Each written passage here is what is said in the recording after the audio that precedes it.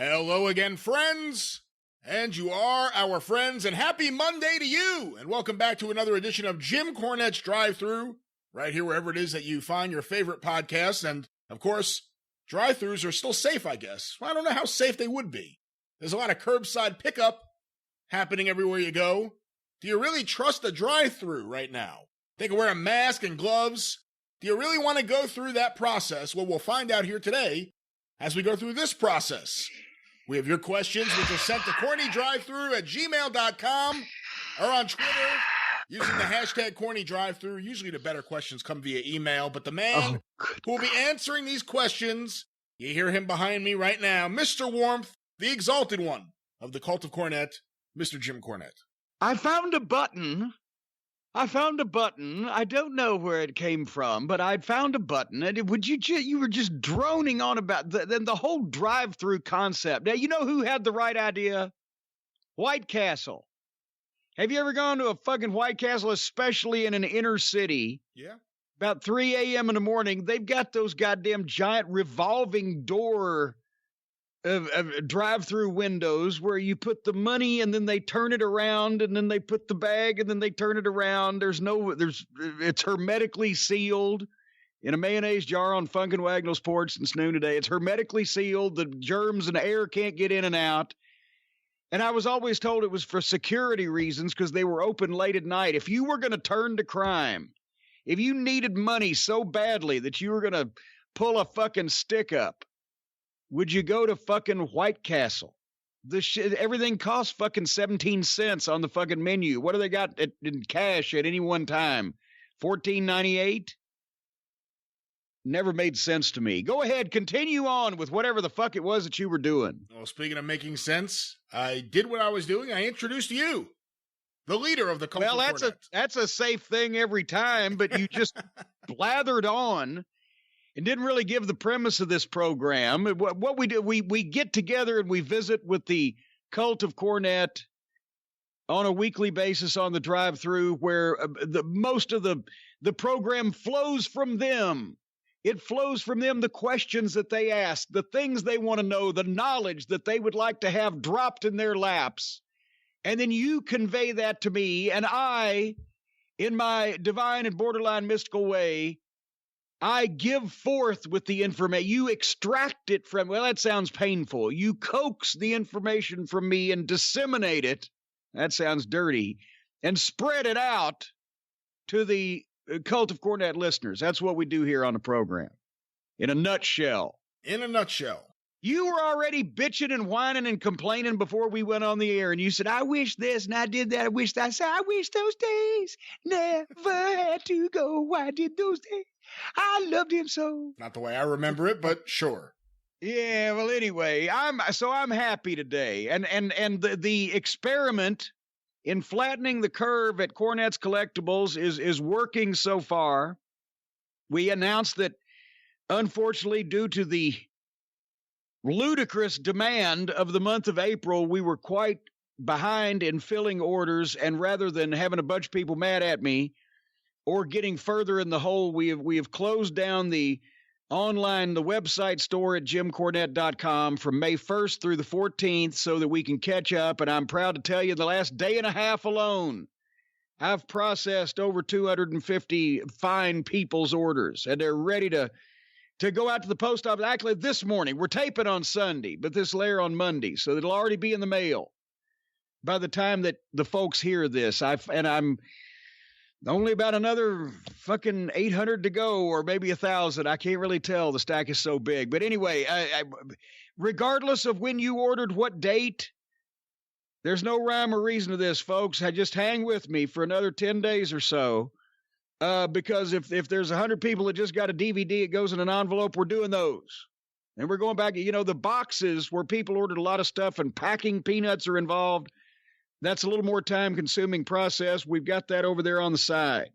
That may be a Wednesday thing. But anyway, everything is going to be filled, and we're going to be restocked and ready to go on May the 15th. So we thank you for your support and your patience. And I still have a little bit of hair left on top of my head. I stopped tearing it out when we stopped taking the orders. I could see a light at the end of the tunnel, Brian. but it was unfortunately the fucking engine of an oncoming train. Have you trimmed your hair at all yet during this pandemic? Well, here's the thing. Thankfully, and this is not even a paid spot, folks, but just our friends at Manscaped, we love them, so go there. You've got the codes. But I have the Manscaped lawnmower, and I've continually trimmed neatly around my ears, and I have Stace do the back of my neck. But I don't want to take I'm not going to do it myself, and she's never cut my hair before or any other human being's hair that I'm aware of, or maybe some, clips on some girlfriends or whatever. So I'm not ready for her to take any kind of power implement to the top of my head. So I'm starting to look like fucking Ringo Starr because I've cut at the bottom, around the fucking edges, but it's getting longer and longer on top. So it's almost like I've just turned the fucking mixing bowl over my head and just around. All right. Why did you ask me about my hair? What about your hair there, nature boy? I must admit, you kind of stole my thunder. I have used my Manscaped lawnmower 2.0, not the 3.0, to trim around my ears a little bit. And I was surprised how easy it was. I got to stop myself because I think if I keep doing it, it's going to look like an experiment soon enough, but it looks pretty well. It's pretty good so far. It looked like I did when they tried to shave my fucking head in New Orleans with all those various implements, and finally Bobby Fulton left those tracks with the Bic disposable and the shaving cream. I got back to the hotel that night, and I looked in the mirror, and I either like I'd had chemotherapy or I was a dog with the mange. It was long over my ears because they didn't want to take the fucking blade to right over the top of my ears. They were afraid they'd Yukon Eric me. But I had a giant bald strip on the right-hand side going about all the way up to the crown of my head, and another one on the left. And then I looked like a Mongol on top with the fucking ponytail. And then the other side, some was chunked off, and I just took a fucking pair of clippers that we plugged in. And once I dried the hair off and they were plugged in and had power, and I just fucking zoomed it all the rest off even myself. That was the only self haircut I've ever given until recently here. But it's better than having somebody standing over me. I don't know whether if they drip snot on my head, I'm going to fucking turn green like Stephen King in Creepshow. So there's that. There's that to fucking talk about. Anyway, what are we going to talk about today? You've got some questions. I actually had a question that I'm trying to find here, and I'm going to find it that we might could start out with. But by the way, did you finish your breakfast this morning, Brian?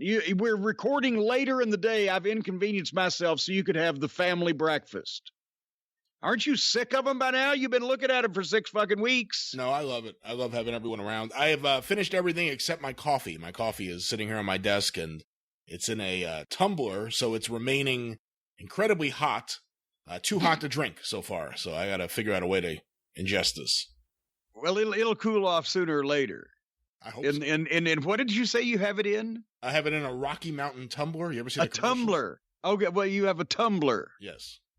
Normal people just put it in a fucking cup, but you have it in a tumbler. If I put it in a cup, before I know it, I get busy and it turns cold. I put it in this thing, it stays hot. Unfortunately, it stays exactly as hot as it was, so it doesn't cool down at all. So the fucking point is, if you just put it in a regular cup, you wouldn't be able to drink it, but now you put it in this fucking fancy-ass tumbler and you can't drink it anyway. That is the point, yes. And did you fix French toast for the folks today? No, I didn't. I actually ended up just having a protein shake, but they Wait a minute. What? Hold on. Wait, you said you were going to have this. We got to record late because you're going to have this big fucking family goddamn breakfast. I thought you'd be like Stu Hart. You'd be flipping the fucking eggs with the spatula and cleaning cat shit off because all the pets are gathered around, and then you'd have biscuits and gravy and sausage and eggs, disgusting. French toast, and well, that's a good. All these things, like a big family breakfast, and you all had to hold hands and sing "Kumbaya" over the fucking breakfast table, like a bunch of fucking rich ass New Jerseyites. No, we just sat at the dining room table. You had a protein shake. Yes. Sat at the table. Did you let them eat? They could have whatever they want, but I wanted to have protein shake and and I have my Rocky Mountain tumbler of coffee that, now that I think about it, it's been about 2 hours and I haven't been able to take a sip of this thing. It's still burning hot.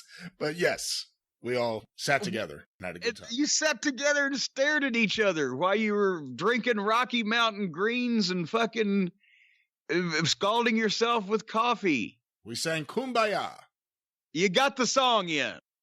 All right. Well, good. I'm surprised that took so long, but. And then Iko Iko.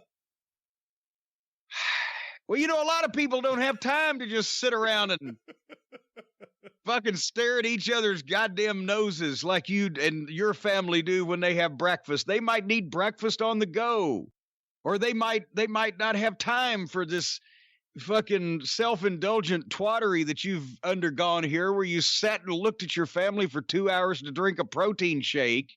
They may actually have to go out and do something important.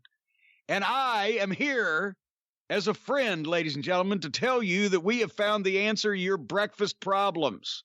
Because, a lot of times, if you're on the go, right, you just pour some cereal in a bowl and pour some milk on it and eat it. But you know what? That's not healthy, Brian. You know why? Because all that is a Frosted Flakes and the Rice Krispies and the fucking doodahs and the doodays. It's all sugar and carbs and processed bullshit. And it's terrible for you. And that's why all the kids are all amped up. And they're all fucking bouncing off the walls and hopping on top of each other at school because they're all sugared up in the morning. And that's why I have never in my adult life have I eaten cereal, Brian Last, because I thought it was much ado about nothing. No, cereal's great. Cereal's awesome. Well, you got to get the right kind of cereal. That's right. Because Stace has been a cereal connoisseur, but I never really got into it because it was turned off to me. It's garbage type stuff. It's just blah.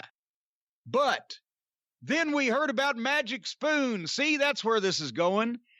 No, the folks at Magic Spoon just sent us a package of their various flavors: cocoa, fruity, frosted, and blueberry. And it's cereal, but it's cereal that you don't have to feel guilty about eating. And, I was like, when I first heard about it, well, I'll try it. Stace opens the box. She tries the first part of it. She's fucking going apeshit. She's walking around the house with the box in one hand with her other hand stuck in it, eating it like trail mix, right? It's a snack. She says, "This is the best shit I've ever had." And she eats cereal. So she puts it all on her shelf. And I had to wait till she went to sleep, and then I snuck down and had the frosted, because when I was a kid, I loved Frosted Flakes, but I was the one that would put extra sugar on top of the Frosted Flakes before I ate them, which is why I don't eat them anymore, because I got away from all that shit. And the Frosted are good, but I had to eat them in quiet, so I'm going to order my own. But anyway, she said they've got a customer for life, and so I figured we would let everybody else know how you can fucking get a good deal and a good cereal at the same time at magicspoon.com/drive.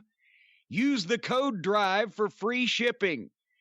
Free shipping on this stuff. It's keto friendly. It's gluten free. It's grain free. It's soy free. It's low carb. It's GMO free. And somehow or another, it still tastes good. I don't know what's it possibly. Is it cocaine? I don't think it's cocaine in our sponsor's cereal. No. No. It is protein. It's protein. That's what it is. Did you see that South Park where Randy Marsh's legal weed place was going broke? I can't remember the premise of the show. They'd made something fucking illegal again or whatever the fuck. And so he comes up with a new way to market it. And frosted weed. And frosted from the Colorado Rocky Mountains, right? And everybody's fucking going crazy over this. This is great. What is it? Oh, it's just cocaine. I just put cocaine. They said, you can't sell cocaine. Anyway, it was funnier if you watched the show. Nevertheless, the folks at Magic Spoon have done the unthinkable. They have made a healthy cereal that tastes good. You'll be a customer for life, just like my wife. Well, apparently I am now. I'm buying her cereal these days. So go to magicspoon.com/drive to grab a variety pack. Try it today and use the promo code DRIVE at checkout to get free shipping. And they're so confident in their product at Magic Spoon, it's backed with a 100% happiness guarantee. So if you don't like it for any reason, they'll refund your money, no questions asked. We thank Magic Spoon for being a sponsor of this broadcast. And I'll tell you what, if you've got a bowl of Magic Spoon in front of you, you're not going to be sitting there looking at the rest of your family drinking protein shakes and singing Kumbaya. You're going to be scarfing this shit down your neck.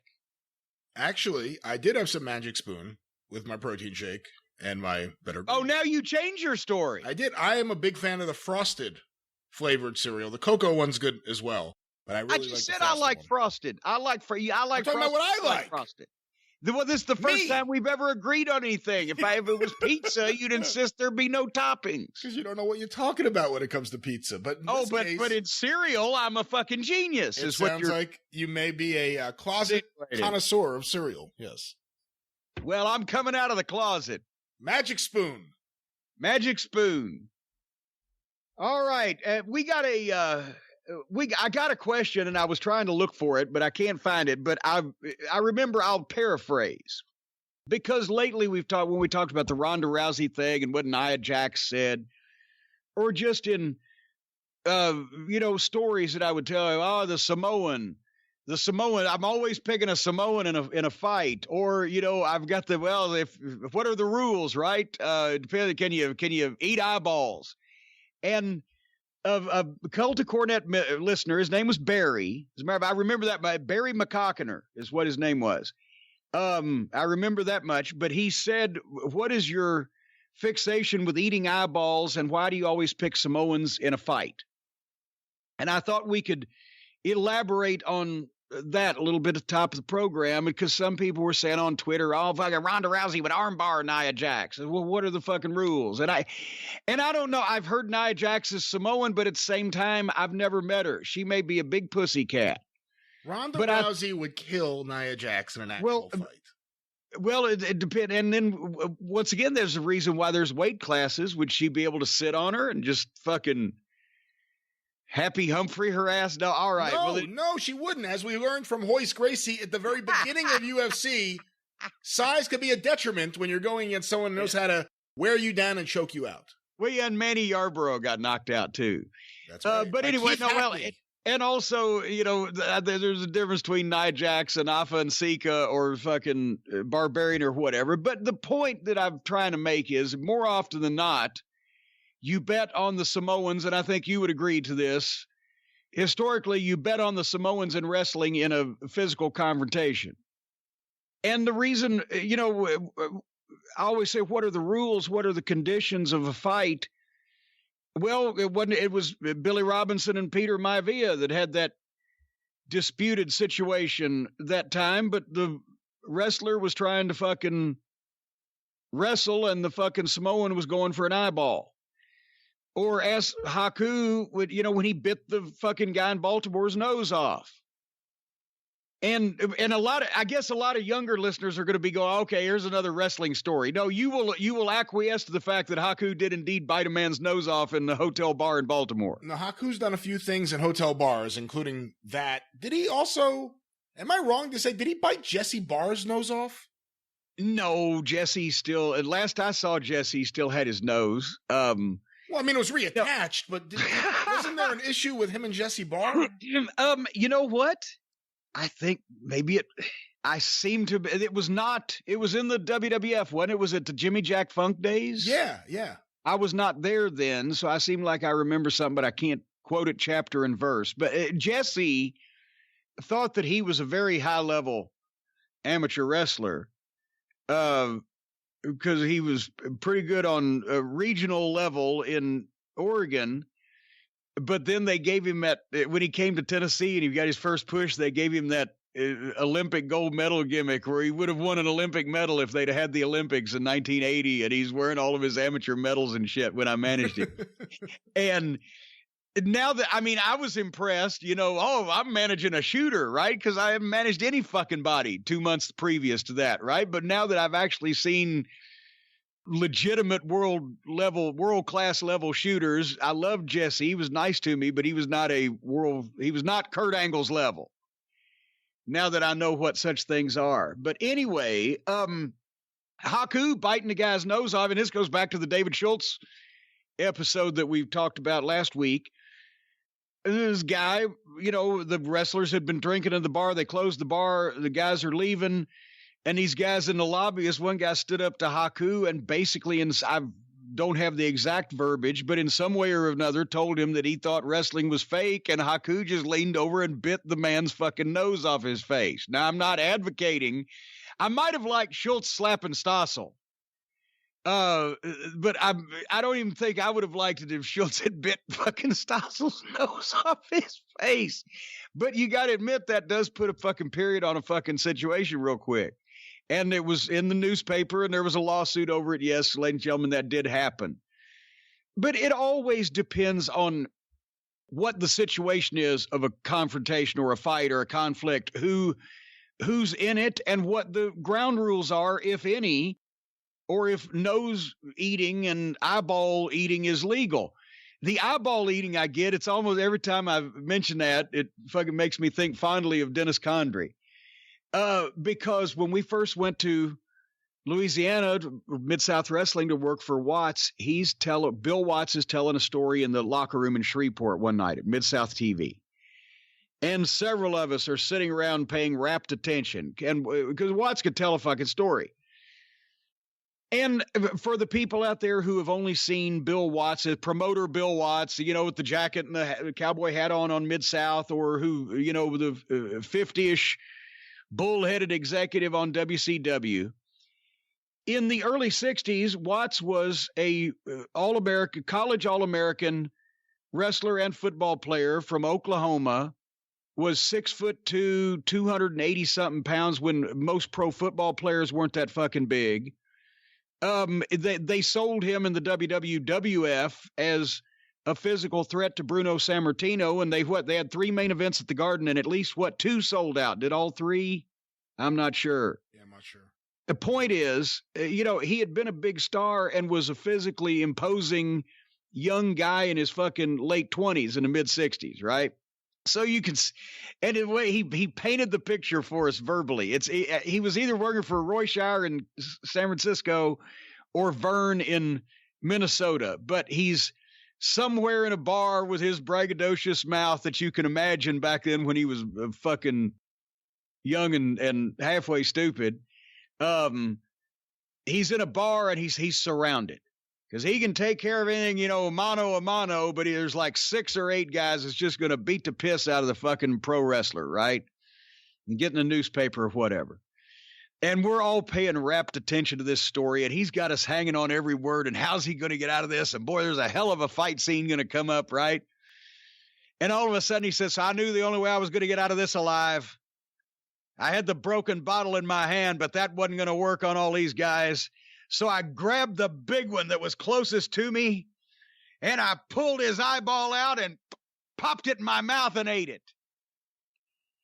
And I swear to God, Dennis Condrey herniated himself, a near career-ending injury, to keep from blowing snot and boogers all over the goddamn floor when that was the fucking finish of that story. Because knowing Watts then, much less 20 years before he'd found religion and all that stuff and everything, we could see Watts he'd gotten plenty of fights. We could see him in the fucking bar. We could see him being surrounded. We could see him having a bottle in his hand. We could even see him pulling the fucking eyeball out. Because it's not like that's never been a fucking thing. That's what the old timers used to tell you first thing, mark in the ring or, bad situation, go for the fucking eye. But when he ate it, we were like, fuck, Bill, we were with y'all that way, but we just don't know whether we can take this fucking trip or not. And Dennis is trying to fucking not blow snot. And then he finished it off, and they were all so shocked they spread out and let me walk past. And God damn it. There may have been one time that Watts didn't figure the finish properly. But anyway, but that's the thing, an eyeball eating in a fight, because in all seriousness, especially amongst the old timers and days in the carnivals. It was an accident with Vader and Hansen. But well, that is anyway, that's where I get the eyeball that's from. taking someone's eye out. Well, There's a big difference. Yes, that's what I'm saying. But I'm just, the eyeball eating is a nom de plume, a phrase, a figure of speech, if you will, for are you going to have a wrestling or fighting or grappling contest for sport to see who's tougher going to win, or are you going to try to kill each other? Because if you don't, he will. Then sometimes the decision may change. And once again, it depends on context. Here's an example also, ring around the rosy. I thought of this the other day. You remember what the Barbarian looked like in 1986, right? Of course. He's in his late fucking 20s. He's 6'3" or 4. He's 300 pounds. There's no body fat. He's not Samoan. He's from Tonga. Barb is. I can't pronounce his, John, but there's a real fucking name involved I can't pronounce. But the island guys, once again, that's why Fonseca got in the fucking business when they were beating the shit out of the heels in San Francisco. And they said, we got to smarten these guys up or they're going to kill us. But he's that big and that strong, and he just the vision of a fucking huge monster and in his prime. Gene Anderson does the interviews, right? Runs interviews every Wednesday at Crockett's office. Barb's standing there, and his fucking arms were bigger then than my legs are now. And Gene just walks up beside him, and Gene's left hand grabs Barb by the left wrist as he's beside of him, and Barb turns around. Oh, hey, Gene. And Gene cinched up on the left hand to keep Barb from flexing his arm as he, with his right hand, took his thumb and forefinger and put it on either side of Barbarian's elbow. Gene had a fucking ridiculous grip strength, nearly Hodge-like in its fucking intensity. But he also knew some goddamn old weird shoot shit. There's on the points of the bones on either side of the elbow, if you get under the certain way, you get a goddamn nerve. He did it to me just briefly once, and I've never felt anything like it, and he had mercy on me.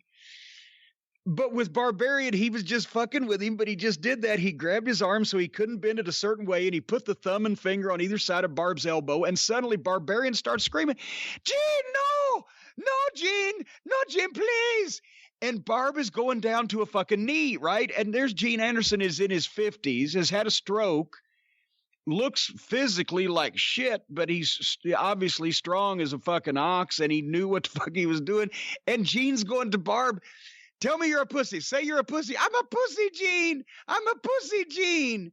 With 2 fingers. Just because he didn't know it was coming, but he was looking at the guy and he just did it. But now at the same time, let's say, for example, you told Gene Anderson in 1986, okay, Lou Thez is 70. Gene, Thez is here. Get in the ring. He wants to shoot with you for a few minutes. Well, Gene would have done it because he wouldn't back up from anything, but he would have laughed like he was, okay, I'm going to go get my fucking ass stretched by this 70-year-old man. Because Thez was on a whole nother level, and even at that age. But then, to ring around the rosy, if you put Lou Thez at 70 against the Barbarian at 28 with that size and power, if he tried to wrestle, because Barbarian was not a wrestler, either an amateur wrestler or a shoot wrestler or knew how to hook the chicken wing, Thez could probably still stretch him, maybe. But if it was a fight where you told both guys the other guy is going to kill you unless you pull his eyeball out and eat it first, then Barbarian was going to kick shit out of Lou Thez at that point under those situations. So you never fucking know. I have a newspaper headline here. I think we previously read this on the 605 Super Podcast for In the News. This is from March 24th, 1989. Wrestler arrested. Gates, New York. Fafita Uliuli Tonga, known to professional wrestling fans as King Haku, has been charged with a misdemeanor for a fight in a bar that began when a woman refused his request to, quote, bow to the king, police said yesterday. Haku, 30, is scheduled to be arraigned on a charge of third-degree assault Wednesday in Gatestown Court. The charge stems from an early morning incident February 15th at the Runway Bar in the Rochester suburb of Gates. And Haku does have a little bit of a reputation beyond the biting noses and ripping off. Well, now, wait, I remember another recounting of the story that they were leaving the bar and some guy got smart. Well, it wasn't a woman, first of all, that he bit the nose off of, but the guy got in his face in the lobby about the business. Right, So that's a whole separate incident. There are several incidents, but... Oh, I thought you... Oh, okay, that was... This is just another Haku story I found while looking up different things. Oh, I thought that was the nose. No, there was a number of incidents. Haku had a reputation where you didn't want to get him drunk. Because that was the same thing as Barbarian. Remember, Barbarian would... And I love him. Hopefully he's not listening now if he's embarrassed by this, but... He did the movie Body Slam with Piper, right? And it was shot in California. And they flew him out there, and he didn't have his wife, Saney, with him. And she was the only person that could really keep him in line in under certain circumstances, but he was not allowed to drink around Saney. And so he was in the hotel bar and was drinking, and they wanted to close, and he didn't want them to. And so he didn't let them close the bar. He wouldn't get up, and if they didn't serve him, he was just going to reach over and serve himself, right? So they called the cops, and he's not like creating any incident. He's not trying to get shit free. He's just not going to leave, and he's not going to let them close the bar, is the way I heard it. So there was no big fight or anything until the cops got there.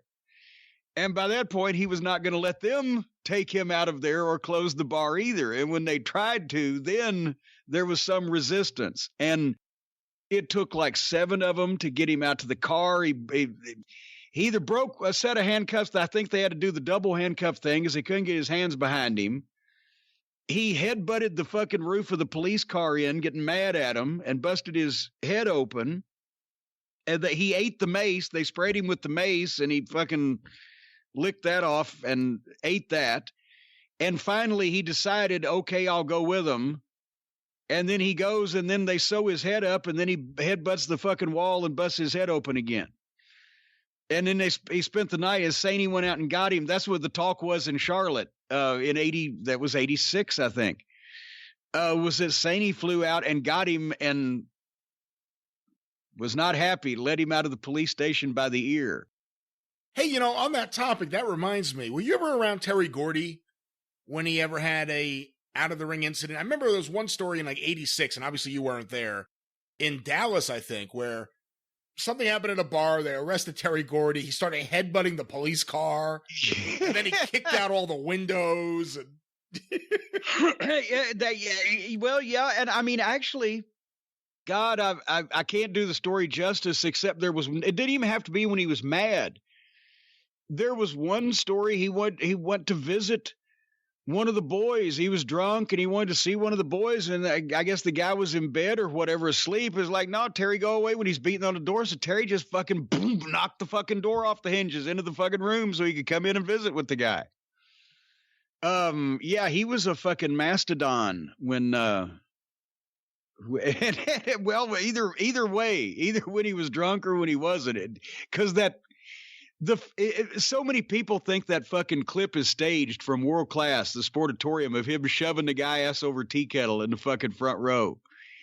And it was just something that they captured on camera that night, a TV taping. The guy said the wrong thing. How is that listed on YouTube, I wonder? I don't know. It's a great clip, though. It's even in the Bad Street USA video, I believe. Yeah, because the World Class folks helped produce that video. And long story short, it was the Friday night at the Sportatorium in Dallas when they were doing their television. And that's the way the crowd always was. And there was that thin little rail. You had the little stanchions or stands on the corners of the ring about 6 feet out from the ring, and you had a clothesline stretched from one to the other. That was the fucking security railing. These drunk fucking Texans. And Gordy's up on the ring, and that guy stood up from the front row and said, I have no idea what he said, but it was something Gordy didn't like, and he jumped down and stood in front of the guy. And the guy's standing holding a beer with the fucking cigarette in his mouth and the fucking hat on, right? The cowboy hat. And he wouldn't back up from Gordy. Well, Gordy's a fucking free bird in Dallas, so he has to stay over. So Gordy gave him the goddamn straight arm double hand shove. The guy goes so far backwards because he came under the rope first, right? As soon as he came under the rope, that's when Gordy gave him the fucking shove, because now he figured, okay.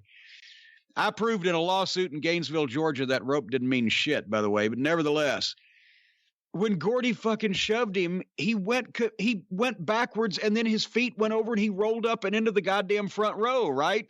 Back into his seat, and still hadn't spilled his beer, lost his hat, and I think the cigarette was still in his mouth. And he fucking gives Gordy a thumbs up like, okay, we're good. We're cool. I found the video on YouTube. The video is entitled Terry Gordy Launches a Fan. There isn't a cigarette or a cowboy hat, but George Napolitano is right there in front of the... Well, no, and then he gets up and he puts a cigarette in his mouth and he gives him thumbs up. There you go. He puts a cigarette in his mouth and gives him the thumbs up.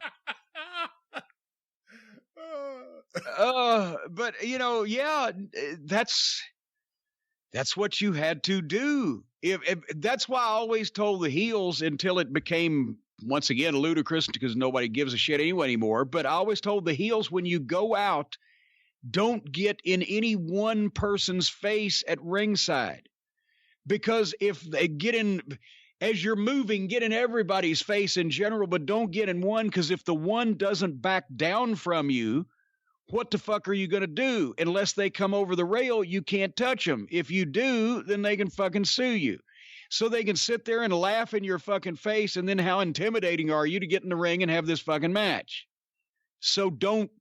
The only person could get away with it was Funk. Terry could get away with it because whatever he could channel when he was out there, when he would look at these people, they would back down. No matter how old he was or what the fuck, they would back down, even if they thought they were smart. I've seen him back them down.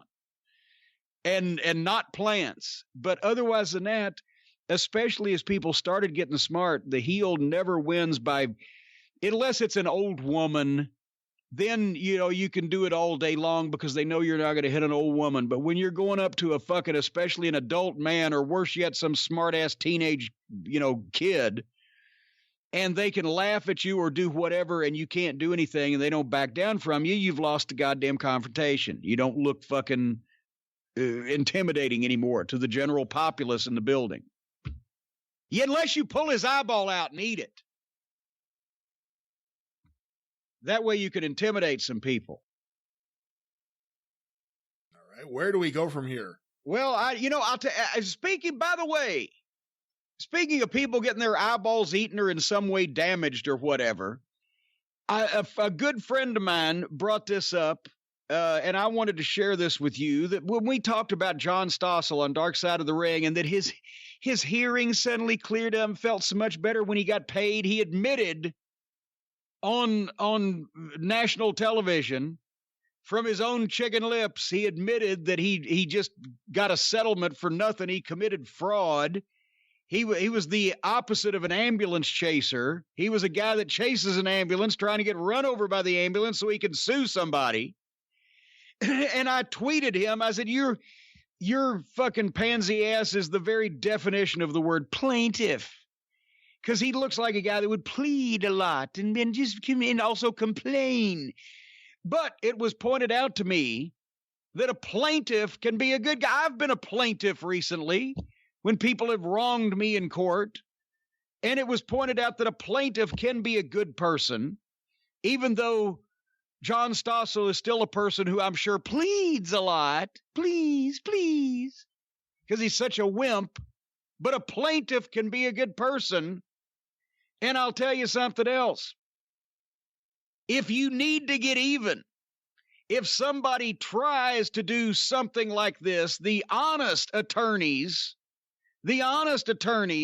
will take a case that they feel has merit, but only the ambulance chasers will take a case from a guy like John Stossel. So John Stossel, in effect, not only has made the professional wrestling profession look bad and look cheesy, but has also brought shame, had brought shame and shadow and doubt and suspicion, talk and suspicion on another profession that is the legal profession. John Stossel has not only made wrestling look bad, but he has made attorneys and the legal profession who try to stick up for the little guy look bad as well by engaging in frivolousness of the lawsuit kind. And I'll tell you one thing. Some of these ambulance chasing assholes may have taken John Stossel's case to try to get money out of Vince McMahon, but I know an attorney who has higher standards, who not only takes cases for people that have really been wronged and really been hurt and really been damaged, but doesn't take cases from little pea-balled imbeciles who have fake ringing in their ears because they got the taste slapped out of their mouth because they were rude to a man 3 times their size. You know who I'm talking about, Brian. Call Stephen P. News.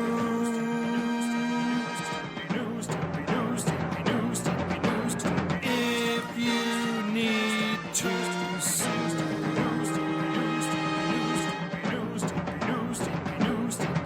An outlaw mud show or two. He'll sue the rest. Yes, ladies and gentlemen, if 35 years ago John Stossel had walked up to Stephen P. New at newlawoffice.com, 888-692-8084, and he had said, please, Stephen, please represent me against David Schultz, that big old, big mean man that hurt me, and Vince McMahon, the man that has all the money that I want some of, Stephen P. New would have looked at John Stossel and said, fie upon you, John Stossel, because you are simulating your injury. You are trying to get an unjust payoff, and I'm not going to partake in such shenanigans and hornswogglery because I am a legitimate attorney that only helps people that deserve it. And he would have farted in John Stossel's general direction and sent him away if that had happened 35 years ago. Actually, he wouldn't have said all that because he would have been an infant.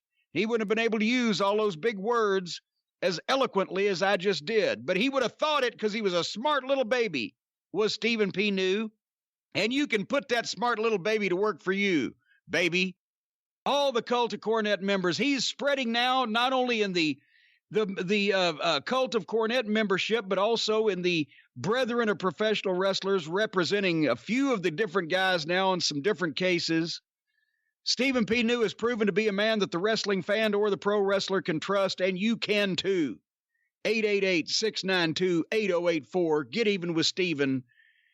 A man who would not bring shame on his legal profession by representing a dried old shriveled up has-been nobody, wimp pussy wannabe like John Stossel.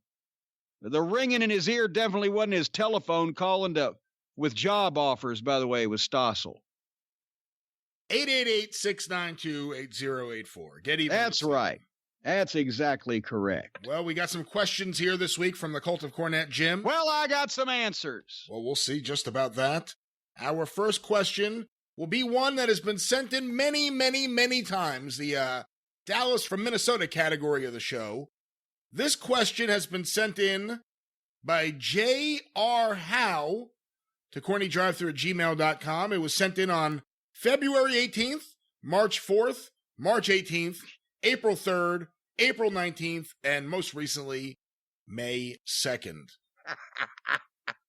There's a reason why some of these questions don't get on the air. It could either be, I don't see it because we get hundreds of them a day. It could be because it's something Jim has just recently talked about on one of the two shows. It could be that it's something that just doesn't seem like a great question. Let's find out what this is. What came up with the gimmick first? Barbarian or the Road Warriors? What? The look was so similar. Ring attire, face paint, etc. Thank you. Great podcast. Well, thank you for the question. And imagine that you didn't know I was going to reference the Barbarian. I did not. Before we went on this program. It's just a happy coincidence, a coinkadink. What came up first? Who with gimmick? It was the Road Warriors. Because the Barbarian and Warlord were powers of pain. as the heel antagonist to the Road Warriors later on. But I mean, I don't. Barb may have wore a spiked collar beforehand or whatever, but I mean, if Billy Idol came up with the goddamn, gimmick, then who knows? I don't know, but I would think that really the Road Warriors started doing all that first. And that was Bill Watts who actually developed the Road Warriors gimmick, right? Because Ole had them, but he had them as village people, kind of bikers. Yeah. And Bill Watts said, I guess he had just seen Mad Max. Why not paint their faces and make them actually look tough? Well, yeah, because my God, Animal with the short jean shorts he was wearing and the fucking biker's cap kind of thing and the sunglasses, my God, he looked like a fucking the cover of Blue Boy magazine, as Cyndi Lauper would say. He was a fucking gay porn star dream for that era with that look. And it was so awkward. And plus he was awkward because he hadn't wrestled in front of people before. And yeah, because I don't think Ole had seen the goddamn movie or probably any other movie since, fucking Double Indemnity with Fred McMurray in 1944. But so yes, Watts suggested, as he usually would do, well, make this kind of more real. If this was real, what would this look like? And or cooler and not quite so gay porny. Well, our next question was sent to the CornyDriveThru@gmail.com from Andrew in Toronto, Ontario, Canada. I wanted to hear Jim's thoughts on Cody Rhodes recently saying he was hesitant to sign Zack Ryder because Zack and Cody are good friends, and Cody said he doesn't want AEW to become All Friends Wrestling. I find it funny Cody would say that because isn't that what AEW basically is? They hired all their friends for jobs on Tony Khan's dime. Oh, my God. And, I haven't even seen a lot of Zack Ryder, but I would have to think that he's probably could hang with half the fucking AEW roster, couldn't he? Have you seen much of him? He's all right in the ring. He got himself over to the crowd. I guess that's most important, which, of course, upset the WWE because they didn't want him to get over to that degree, and they then proceeded to play around with his career for the next 8 years or whatever. But he is someone who got over to the crowd. He's not he's known for high quality matches, I guess. He's not Jericho, but he's not Marco Stunt. He's not Cody, but he's not fucking, Jelly Janela.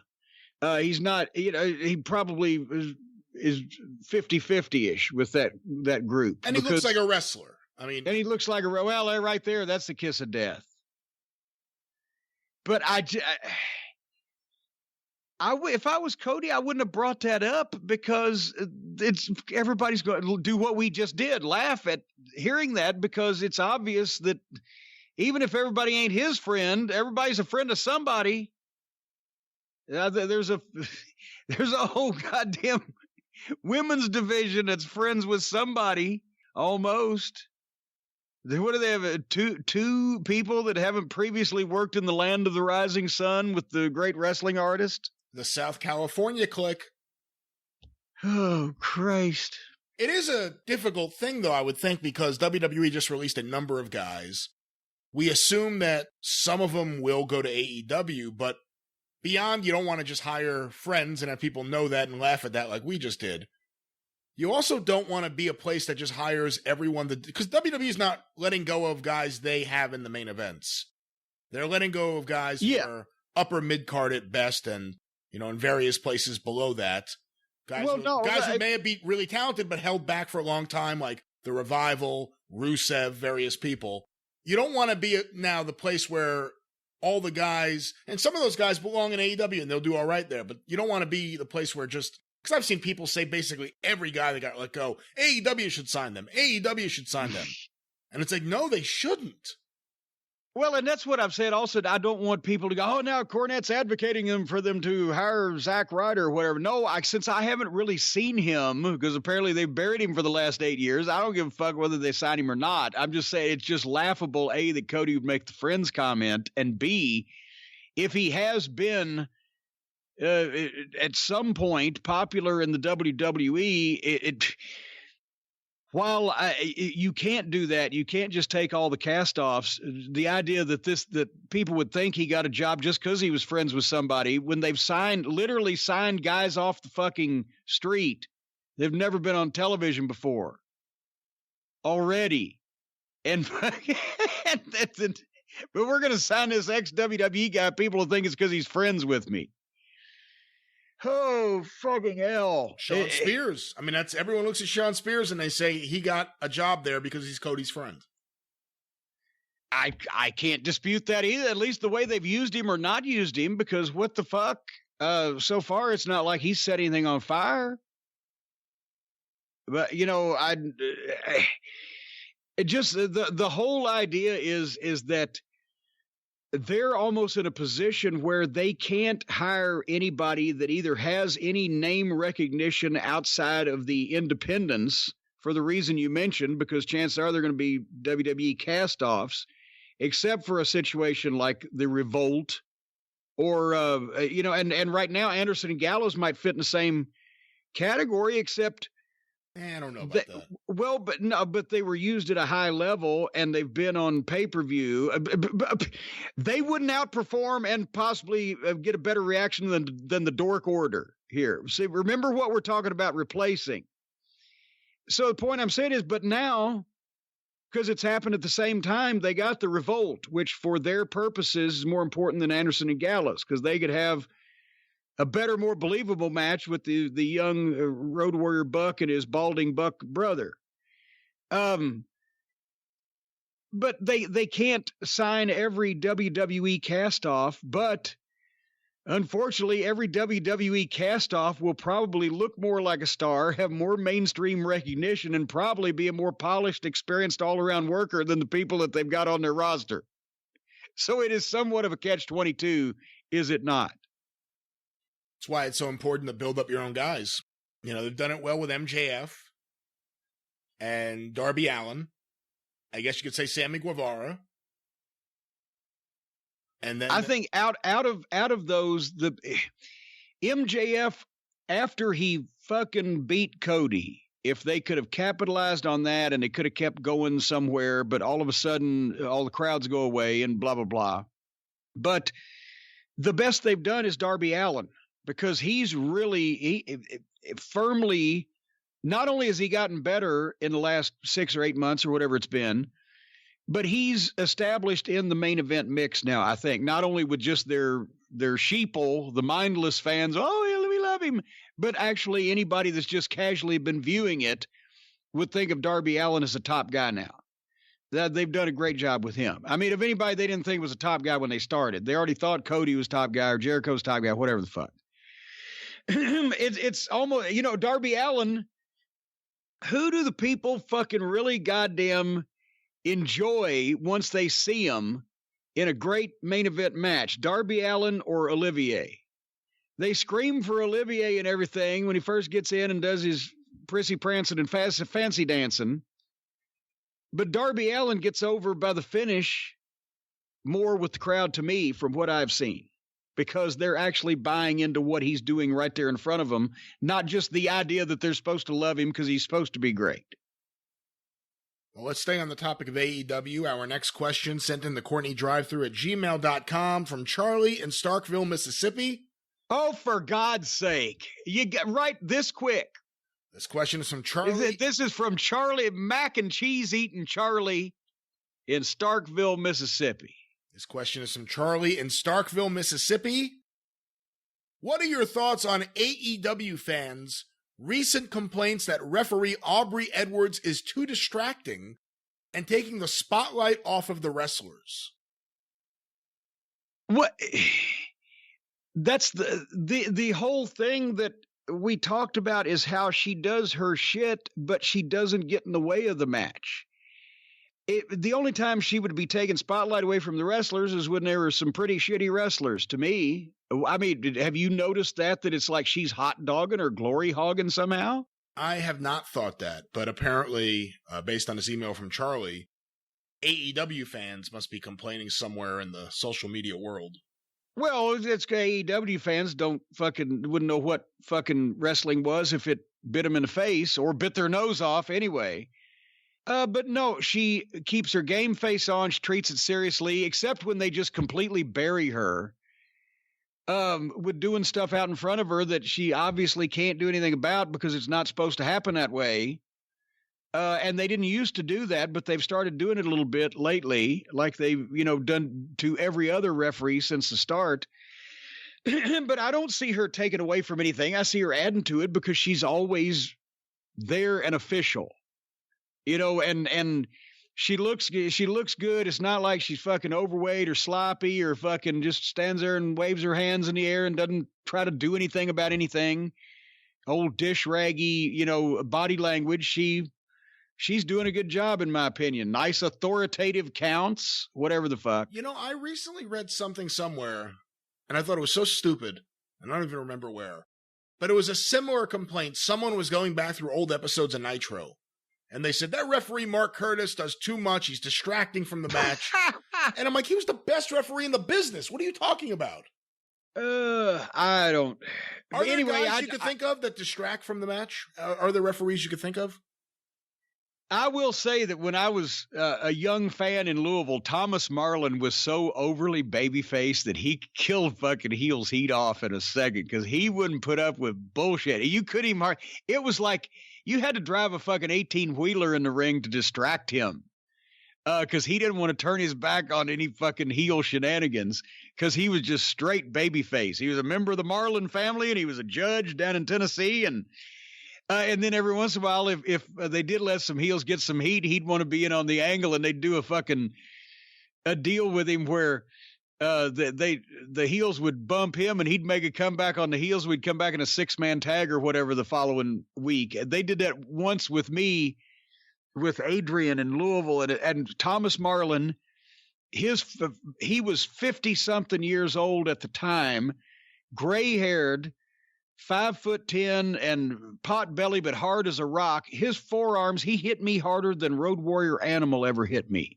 I saw stars from a broad arm to the chest.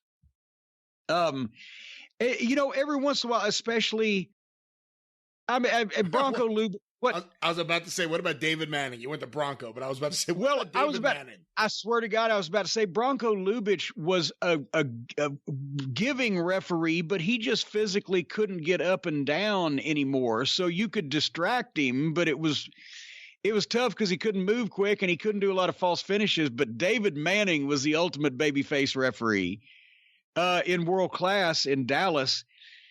Because he was in the office, he was friends with the boys, he was in all the booking meetings, he was the go-to guy, he was the guy that drove out to Fritz's and told him that David was dead in Japan, whatever the case, right? But he wanted to be straight babyface, and you couldn't get away with it unless you really worked for it, and especially if it was called for in the finish, he had to put up with it, but he didn't like heat. Carl Fergie, when he was refereeing in Louisiana, he didn't give a shit either way, right? Because he got a job. They didn't have a spot for him as a wrestler, so Dundee made him a referee. And every time I'd jump up to distract him in the finish while the boys were doing something behind his back, I'd be up there and he'd come over and he'd start like he was telling me off, but he'd really be saying, "Oh, Corny, come on, let me turn around. You're killing my blowjobs." And right then the boys would be finished because, he's going to get heat with the people. You're killing my blowjobs, Corny. And right then the boys would be finished with whatever, but the fucking babyface would have foiled them. And I would say, "Okay, Fergie, get your fucking blowjobs back." And he'd give me a big shove off the apron and turn and count the pin for the baby faces and a big pop. And he'd be happy because he got his blowjobs back. But yeah, most of the time, if it was a long-standing referee in a territory that was figured into the office or, either part of the booking office or just figured into doing office work and office stooging, then chances are they were more often than not tried to be portrayed as baby faces. But in some places like Louisiana, no, you couldn't get away with that because Watts wouldn't have taken a prima donna fucking referee. And guys like when I was there, Ronnie West, when he was the top referee, good. He loved to take bumps. He loved to let the heels get heat. He loved that shit because it was wrestling. When he refereed for Nick Goulas in Chattanooga back in the early 70s, And Chattanooga was it's still not the biggest metropolitan area in the world, but back then it's a mountain town of 100 and something thousand people, maybe. And wrestling was on one of the 3 TV stations in town, and they drew, 3 or 4 or 5,000 people every Saturday night at the Memorial Auditorium. Ronnie West is from up the road in Cleveland, Tennessee. So he's a local boy. And now he's become the referee, and he was helping out in the office then. But when they would do an angle with Don and Al Green or the interns or whatever, the Von Brauners, whatever heel team, they'd fucking beat the fuck out of Ronnie West, and he'd get color. And then the babyface would come and save the other babyfaces and the referee, and the heels would take off. And then Ronnie would have gone so fucking far with it that he had to get a few stitches, and he'd get sewn up, and then he would go out the next week. Every day he'd try to go to 3 or 4 different fucking bars or diners or whatever in downtown Chattanooga and just sit there with that fucking mopey face he would get. Because Ronnie West JR used to call him the lost pile cousin. There was Gomer, there was Goober, and Ronnie. And the way that Ronnie talked, because he was so fucking country, and instead of saying whatever, he'd say ever what. He'd say, now I told him do this, do that, or ever what. And he would sit there at the bar or at a counter or talk to a waitress or whatever until somebody noticed this big gash on his fucking head and all the mercurochrome all around it and everything. And they'd say, well, what happened to you? Oh, the no good Von Brauners or whoever it was. He hit me with a blackjack, or he did this or that. Saturday night at the auditorium, there's a return match, and I'm going to referee that one. And it's 2 out of 3 falls this time. And he would go out and promote the matches that way, with showing his fucking gashed in head and blaming the heels for it. That was how old fashioned Ronnie West was. And it worked. Because people would all get out and they would start talking, and they would go home and say, I saw the referee off TV wrestling today. You should have seen the fucking cut on his head. Those goddamn Green brothers must have killed him. And it worked. There was nothing else going on in fucking Chattanooga in 1972. Babyface referees is what we were talking about. Well, Aubrey Edwards is the best referee today, and Mark Curtis was the best referee in the 90s. Tommy Young, I'd say, was the best referee before that. So let's talk about him, because Tommy was the best of all time. Did you ever hear complaints from any wrestlers about Tommy Young that he was outshining the wrestlers or trying to steal attention? Was that something that anyone ever complained about? No, all the top guys wanted Tommy to referee their match. Because, especially in those days, of course, we had Earl Hebner, and Earl was a good referee then. And, even he was not as experienced as he was, fucking in the 90s and thousands or whatever, and a legend, but he was a good local referee. Like I said, Ronnie West was a great referee. Nick Patrick was a good referee because he was Jody Hamilton's son. He'd started out at training to wrestle and then hurt his knee real bad and had switched to refereeing. So he knew the business. Hildebrand, Mark Curtis, stole a lot of stuff from Tommy Young. And also in the early Smoky Mountain days, because Brian had refereed a time or two before, but he had wrestled independently and managed more than he had refereed. I needed to give him a full-time job if I was going to have a territory. So he fit refereeing best. But for the first 6 months, Tommy Young was there as my agent and was helping Brian just with the referee thing, with little critiques. But Brian was such a huge fan. He was so athletic. He knew how to work, but he also knew what the shit was supposed to look like. And he just hit that niche, and he was the best. But Tommy, all the guys wanted him to referee because, even when we didn't have just athletic commission referees or local referees, and that would kill you.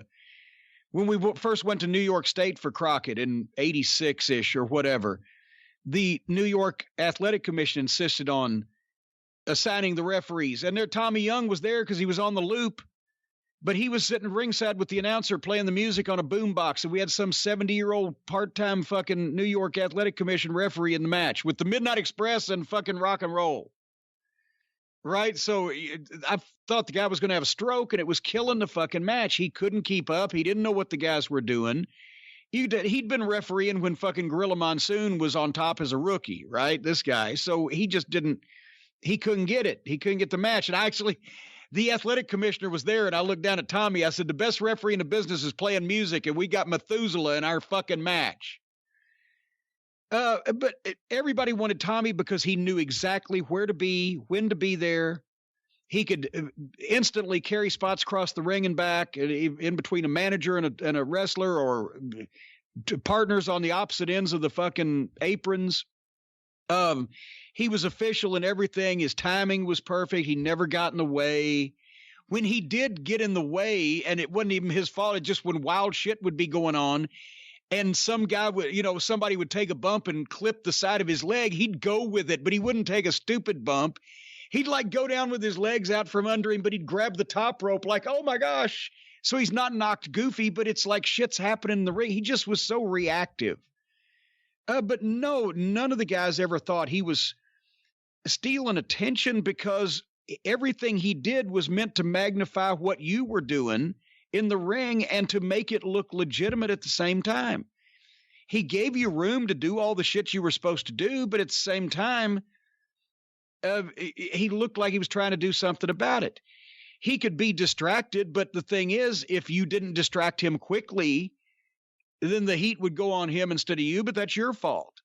But his timing was so good, and we got to work together so well, that I would always wait. If there was a spot where I needed to draw Tommy, but I knew that first Bobby was going to have to hit the ropes on the far side and then hit the ropes on the near side before the fucking whatever was going to happen, I'd let Bobby hit the ropes on the far side first, and then I would get in motion on the other side of the ring, and I'd jump up and raise my racket up in the air to distract Tommy's attention so that he would turn around right as Bobby was hitting the ropes on the near side, so that whatever they were going to do, it was going to happen behind his back, and then I would jump down, and he would literally have turned around to me for 1 second and then complete the turn, and everything was done.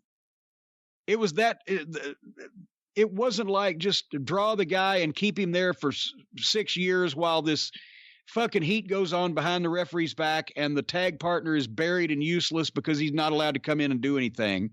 We tried to make it plausible and quick and in the right spots, and Tommy was always right there. So he just, to this day, there's nobody that adds to a match and understood it and could do whatever was necessary like Tommy. He just fell into it as being the referee savant of the wrestling business. And he trained as a wrestler, just real quick. He's been on the show before. That may be on Patreon sooner or later. It actually already is on Patreon. Well, there you go. Well, then in that case, give the Patreon plug, Brian. Patreon.com/Cornette. Another batch of classic episodes goes up each and every Sunday evening. He trained to be a wrestler at first, and he was abysmal at it. He admitted himself he was fucking horrible and would never have gone anywhere. But he filled in as a referee and got good feedback, and that's how that started. And, so sometimes it's just positioning. But anyway, that's the case with Thomaston. Our next question was sent in the CornyDriveThru at gmail.com. From Chris Dickens, a.k.a. Jefferson Alonzo Green. What do you think of Jesse Ventura possibly running for president? No.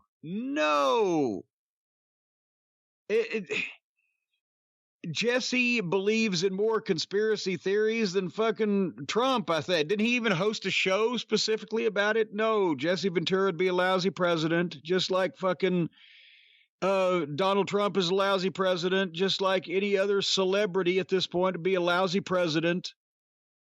Let's just get back to people who know how this shit works and know how to fucking take care of everything before the whole fucking planet is poisoned and we're all driven off the face of the earth. It is interesting when he became governor of Minnesota. And I guess before that, he was mayor of, what was it? Brooklyn Park. Minnesota. It's a suburb of Minneapolis. He was Jesse Ventura. He wasn't under his real name. Did he ever legally change his name? I think he probably has. I'm pretty sure he would have. They would almost had to have if he's going to serve in public office as Jesse Ventura instead of Jim Janos. But Eddie got elected for the same reason that fucking Trump got elected, because people were pissed off about something and he cut a great promo. And, no, we don't know. We do not need any more of this celebrity politician business. Unless we can get Onita. If we can get Onita. We can elect Onita. Yeah. If we're going to have a celebrity wrestling politician, we need Onita. That wouldn't be on top of my list. Why do you say Onita? Just because that would be the most preposterous thing in the whole world. But I can see him jumping off the Brooklyn Bridge into the infected fucking waters that lay beneath and with hypodermic needles and shit and coming out with some kind of fucking horrible new virus that he could spread around the world. Remember when he did that in Japan, literally? He had the fucking death match where he cut himself up with the barbed wire and shit, and then to celebrate, jumped off the bridge into like one of their most polluted rivers for the publicity, and there were people cheering and screaming, and he got some kind of goddamn body infection. Yeah. Has nothing to do with Jesse Ventura, but we can go with it. This is the only comment that I have about Jesse Ventura running for president. Don't. No, that would be ludicrous. We don't need any more of this shit. Fucking. I don't know what else to say about Jesse Ventura running for president. And but didn't he say he wouldn't even be a Republican or a Democrat? He'd run for the Green Party. So he ain't, and that's stupid also. That's like, there's no third party candidate in any of our lifetimes that's going to win by running for president, I don't think. So pick a fucking party, stick to it, etc. All right. Magic spoon. Well, Jim, once again, we received a lot of questions about Vince McMahon and the WWE, so let me ask a few of these here. We received a bunch of questions about the purported sale of WWE, what it could possibly be, what it would mean, would Vince actually do it? And of course, I guess Kevin Dunn just recently unloaded more stock, and a lot of people are thinking that may be a sign of a potential sale. What are your thoughts on the idea of WWE being sold in the, I guess, coming months? Well, Kevin Dunn selling a lot of stock could be unrelated to the future of and I'm just reading everybody's mind here, could be more unrelated to the future of the WWE as related to the future of him in it. Because I hate to say it again, but we talked about Vince was looking tired to be charitable on TV the other week. If Vince decides to step down, cede control over whether the family still owns it or not, but cede control of day-to-day operations over to Triple H at any point, we have always heard that he would bring in his own people and was not as enamored of Bucky Beaver as Vince is. Has that not been the rumor? So maybe that has something to do with that. I have a hard time believing that Vince would sell the company when I sit and think about it. And when he was talking about the streaming service, I can believe that at least he believed that, by God, we're going to go get Disney to buy our streaming service, and we're going to be in every home on the planet, or whatever the fuck those rumors were. I can believe that maybe that was why that he canned the two vice presidents, Barrios and Wilson, potentially, because of disagreements over the network. That was pre-pandemic. I think maybe he's realized now that ain't going to happen for the time being, or they're going to change shit. That's why XFL, goodbye, whatever the fuck. Let's fucking get out of that. But I have a hard time believing he would sell the whole company, especially now. I would have believed it more if everything had stayed the same and he'd done, the stadium full of people at WrestleMania, and Disney really did want to buy the fucking thing, and they got $4 billion or whatever like UFC did, maybe. But right now, I don't think Vince would ever sell the company at a non-peak point. That would almost be like admitting defeat. Yeah, you'd be selling it at a really down point for the company, but also, I can't imagine Disney being a buyer, because what are you buying? Disney thinks about theme parks when they make a purchase, whether it's Marvel or Pixar or Star Wars, Lucasfilm. You can't have WWE wrestlers from the past at Disney. You can't have Ultimate Warrior and Hulk Hogan walking around Disney, because That's not the way it works. Can you see one of the fucking attractions take the little kid into the ring and let him get splashed by Superfly Snuka? And then there's the fucking stretcher to carry him out. But whether it be Disney or any other big entertainment conglomerate that has the over-the-top streaming services or television networks or whatever, if the deal came along, I can see, and they'd still probably would add to twist his arm if somebody said, hey, they're going to give us $10 billion for the WWE right now. They would still probably had to talk Vince into it. But who would do that? I mean, that's the point. What are you buying? You're buying a company with ratings that are constantly going down, and now during this pandemic, which is probably why you can't sell during a pandemic, the ratings are in a free fall. Well, that's why I'm agreeing. Don't you see, Matthew? As Festus would say, I'm agreeing with you. I'm saying they would have had to twist his arm if somebody was going to give him $10 billion. And I can see him selling the streaming service if there was some kind of deal where he envisioned in his mind he could be on every television on the planet. He would be interested in that.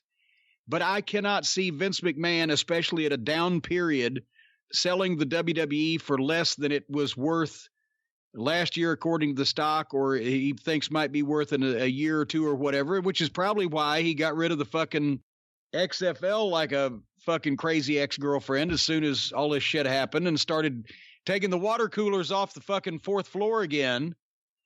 You're a family member up until times are hard, and then when the depression hits, you're out on the corner selling pencils. But he's concentrating on making it worth as much as possible for the stockholders and getting through this, and then whatever the fuck happens when or if life goes back to normal, they might think about it again. But I don't see him like, oh, we got to get out of this, pal. That's never going to fight. He would be admitting defeat to be like, oh, shit, we got to sell this thing now. Can you ever actually see him willingly stepping down and letting Triple H and or Stephanie run it? I mean, depending on how long he lives, if he was 93 and confined to a wheelchair and communicating with one of those tubes you blow into, at that point, he might finally say, it'd probably be, in all honesty, whenever Vince thinks that it would be best for business if somebody else was running it instead of him, that's when it will happen. And that would probably depend not as much on his mental condition, but his physical condition. If he actually got to the point where he couldn't get up and go and do something anymore, that's probably the only thing that would make him. And it's not if it's best for business for someone else to run it. It's when Vince thinks it's best for business. Yes, that's what I'm saying. When or if he would actually ever admit to himself, I am, at some point, if he's 90, I am so old that I cannot do the things physically that I need to do anymore to do this. The time has come. He would have to come to that realization.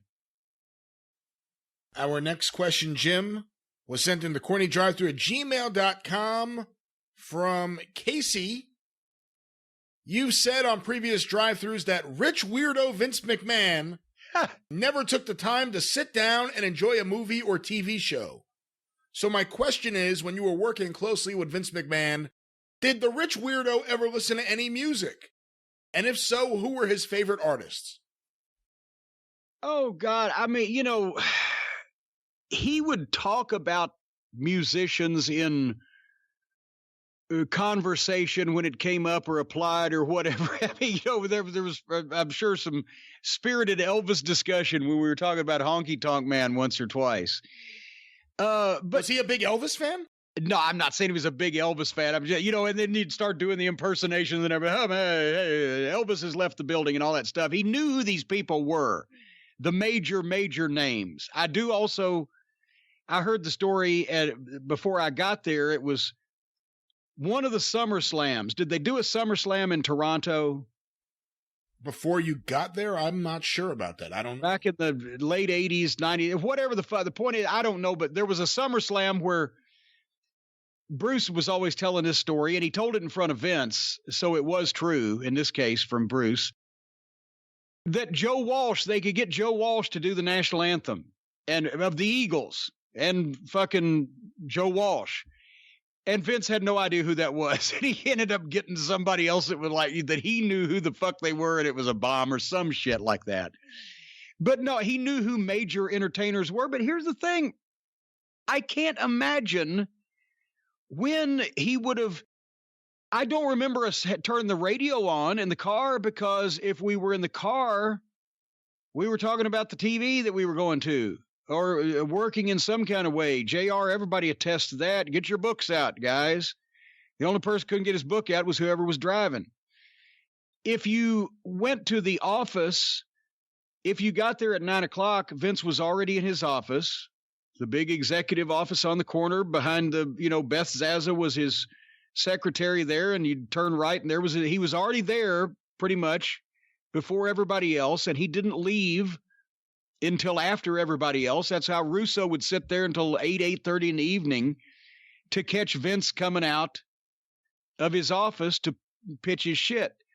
On a writing day, we'd get there at 9 o'clock in the morning, and we wouldn't leave until fucking 7 o'clock at night, charitably, and there wasn't even a TV in that room. The radio was never on. And I know that he works out in the mornings, but maybe he listens to music when he works out, but he works out either in his home gym, or he'd sometimes come to the office in those days and work out at the gym there, but that would be in the morning before 9 o'clock. So when would he ever watch television? On fucking taping days, he was one of the first ones in the building, and you wouldn't leave until the show was over. It's not like there were phones where you could watch television on your phone in those days. If there was a monitor in his office, so he could monitor the show that they were shooting that night, but not a television. I don't know when this fucking human being would ever have time to watch television. And music, you never ever listen to music in the car? No, because we'd always be talking. I remember listening to music with him when he would get samples or potential new music for new talents. I remember that. What was that process like? Well, just everyone. I mean, it wouldn't be like a regular thing, but I remember on several occasions, well, what do you think of this song? Or what do you think of this? They're working on this or whatever. But that would be that wasn't a regular thing. And that would be the only time that he didn't watch TV at the studio. He watched the monitor for whatever the fuck we were shooting at the studio or airing at the studio. That's literally what Vince did. If he was not traveling for work, he was at the office or he was working at home. And with a 2-hour workout, at least once a day, plus a long work day. And I mean, now maybe things are different when you can watch television anywhere now. But in those days, there was literally not time for him to watch television. And when we would leave on those writing days at 7:30, sometimes 8 o'clock at night, after we'd been there almost 12 hours or whatever, he had lunch. We'd gone to get lunch at the store down the road from his house, but he still hadn't had dinner, so he's going to have to eat dinner. Would he go with you to the store? Yeah, he'd drive.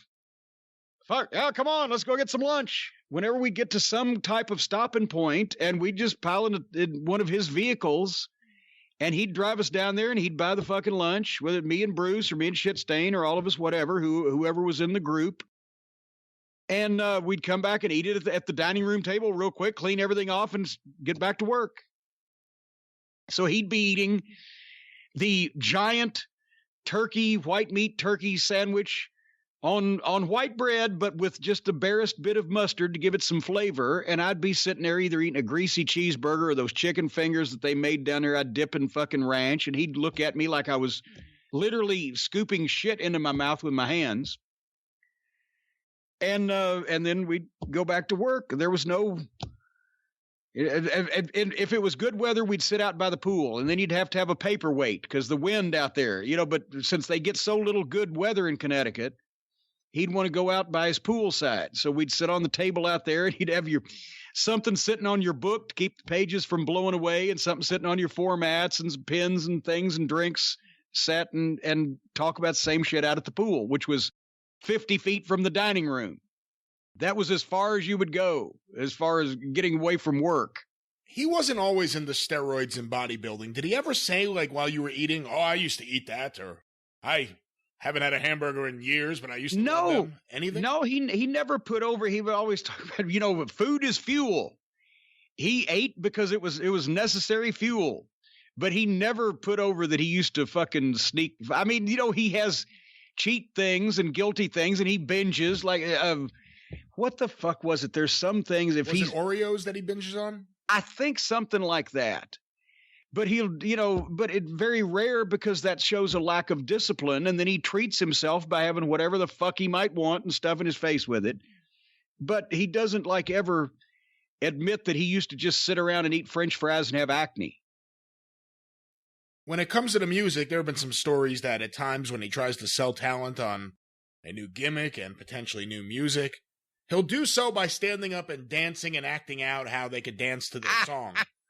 Did you ever see any Vince dancing, not besides the Too Cold Scorpio story, but whenever he was listening to potential new music, did he ever get up and move around? Oh, yeah, because the video of him doing Stand Back from the original Slammies or whatever, he loved doing shit like that. He doesn't think he's Tom Jones, but he's doing the Tom Jones shit because he will make fun of himself that way. He will do that. And look at Vince. He's being cool and making fun of himself. He likes that kind of thing. But yeah, every once in a while, he would just briefly, as he was saying something, break into some demonstrative physical action to illustrate that or whatever. But it wasn't a habit. He wasn't just bopping down the fucking hallways like Lisa Simpson playing her fucking sax. All right. Well, we have another Vince question here. This was sent in the CornyDriveThru at gmail.com from Christopher James Graham. I came across a series of... That's a person who sounds way too snooty. We'll see about that. I came across a series of stories on Twitter about Vince. I was wondering if we can get Jim's thoughts on their veracity and if he's heard any of these before. And I have a Twitter thread here by a friend of the show, Alan Blackstock, on Twitter at Alan_cheapshot. Let's hear if you know any of these stories, if you can confirm or deny them. All right. Vince hates sneezing. When someone sneezes, he yells at them and tells them to control themselves. On the rare occasion Vince sneezes, he angrily mutters to himself and loses focus for a few minutes. This was said by Paul Heyman on Chris Jericho's podcast. I can testify to part of that. I've never actually seen Vince sneeze, I don't believe. It seems like that would stand out. Now it seems like everybody knows that Vince doesn't like sneezing. But nobody actually in 1996 told me specifically, don't ever sneeze around Vince. Because I remember one specific time, I think it was, God, I can't remember, but it may have been in early 97. I remember I was real sick at WrestleMania that year with some kind of bronchial thing or whatever. But anyway, it's a writing day. We go to Vince's, and I knew enough to know that you can't just call in sick with Vince, right? But at the same time, I'm fucking sick. So I'm there, but, I'm ready to do what I'm going to do, but I can't control that I'm coughing and wheezing and sneezing every once in a while and stopped up and just I'm miserable, right? My eyes are water, whatever. If I've got a bad cold or whatever. So I'm trying to do the old, I'll put up the brave face and I will basically demonstrate my suffering to where that any normal human being would have pity and would say, you know what, you're sick, go home, get some rest, right? So that I can't ask, but I can accept that offer, right? I figure it's just a matter of time before anybody will make this offer. The offer wasn't coming. I really am fucking miserable. I'm not having to sell it too bad, and I'm doing the best I can, but I'm just... And Vince he's giving me all the faces, and he's looking at me, and finally he's, are you all right? I said, oh, I'll be okay, Vince, because you got to fucking, you got to plead your case. You got to be a plaintiff. You got to say, no, I'll be okay, because that's part of the fucking, making it look good, right? Then he wouldn't come back with, are you sure? So then a few minutes later, I'll make some more noise, and he, come here, are you going to be all right there? I said, well, yeah, Vince, I'll make it somehow. And you always, you know the rule of this, Brian. You always wait till the offer is made and you turn the offer down the first time and the offer maker insists, right? That's the way it works. That's the fucking rule. So finally the offer comes. Well, Jim, do you think you need to go home? Oh, no, I'll be all right. All right, then, page 6. I'm like, motherfucker. He did not insist. He broke the rule. And I had to sit there all day, and I was fucking miserable. I'm sure I fucking had a fever. But no, that's his, and then after the fact, became that, he not only doesn't put sickness over, but he doesn't like to see displays of it. Well, he should have told me to go home then. He wouldn't have had to look at it. Vince once raced former WWE writer Court Bauer on an open highway.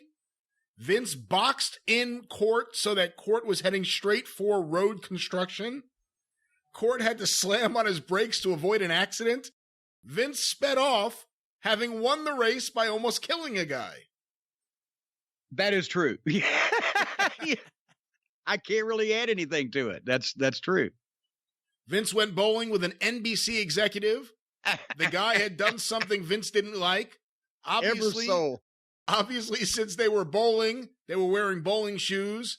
Vince sneaked off, got the guy's real shoes from behind the counter, tossed the shoes in the garbage, and left. The guy had no idea where his shoes were and had to go home wearing the gross bowling shoes. Vince contacted him later and said, "That's what you get, pal." The guy wrote a book and said that Vince was the biggest jerk he'd ever met in real life. No, but wait a minute. He didn't throw the guy's shoes away. Didn't he just take one shoe and take it with him? I believe so. And I believe the story was it was potentially a birthday party for Dick Ebersol, and the person whose shoes were stolen by Vince and Pat Patterson, I believe, was Frank the Ford. That's right. Yes, it was. It was a party for Ebersol, but DeFord, the sports writer, got his shoes stolen. Vince, but he didn't throw them in the garbage. He actually took them with him so they wouldn't be there. Vince, as a prank, had real police arrest Jonathan Coachman for running a betting pool at work. Coach said that when the cop car finally turned around and brought him back to WWE headquarters, he openly wept in relief and rage. Well, yes, and I mean that's the classic have a guy arrested rib. They arrested me in Spartanburg one night. I've told that story before. They had Arn Anderson in the back of a police car in Charlotte at the Coliseum, allegedly on a statutory rape charge.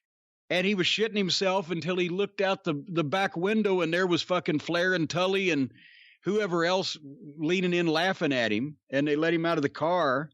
It's an old to have one of the boys arrested. It's just you got to get one of the guys that hasn't been around long so they're not smart to it and get the cops to go along with it. But in those days, cops were regulars. So, yes, that is true also. Vince got wasted at a strip club and let the Hart Foundation hit their finisher on him, and they hit him really hard. I don't remember whether it was a strip club or just a hotel bar. Do you? I don't remember, but I believe it was the Hart Foundation after the Legion of Doom had hit the Doomsday Device. Yeah, well, he wanted. This was back in the 80s, but by the time that I knew him in the 90s, no, this was 92, I believe. Okay, well, they was the pre-trial era, and I guess maybe after he had that neck surgery, he didn't take too many of the guy's finishes anymore. But, yes, he would occasionally go out and partake in adult beverages with the boys. And on this particular night, somehow or another, he decided he was going to take all the guys' finishes. And somewhere or another, the Road Warriors managed to do the Doomsday Device on him to where it didn't fucking kill him. But the Hart Foundation cinched up and were a little snug with him while they had the opportunity. Vince said something insulting to Kofi Kingston on a plane, and Kofi didn't do anything. As they were getting off the plane, Chris Jericho told Kofi that if he didn't confront and fight Vince immediately, Kofi's career was effectively over in Vince's mind. This was how Vince tested his talent.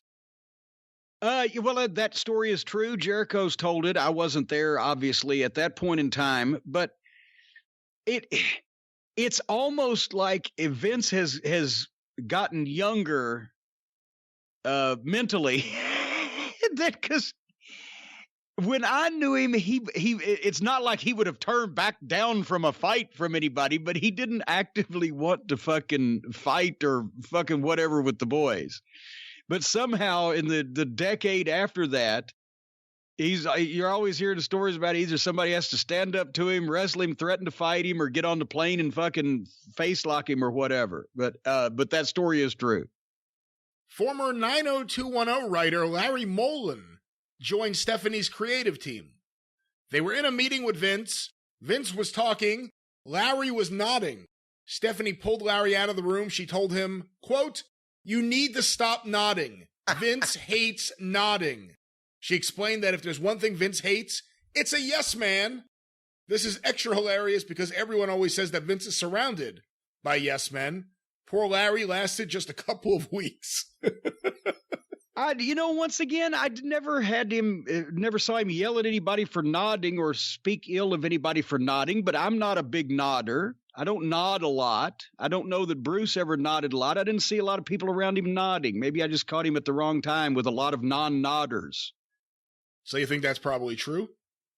Well, I mean, if they tell that story, because it sounds like something that Stephanie would say. I can't dispute it, is what I'm saying. Vince invited Mark Henry to a workout session. Bear in mind that Mark Henry's claim as the world's strongest man is based on the fact that he is the only man to have competed at top-level Olympic lifting, powerlifting, and strongman competitions. Vince tried to out-rep him on every exercise. Henry went along with it because he's competitive, and even admitted that Vince tested him a little bit. Mark says that he actually quit before Vince did. Vince phoned Mark in great pain and admitted he had made a terrible mistake. You know anything about this story? I haven't heard it, but I can believe it.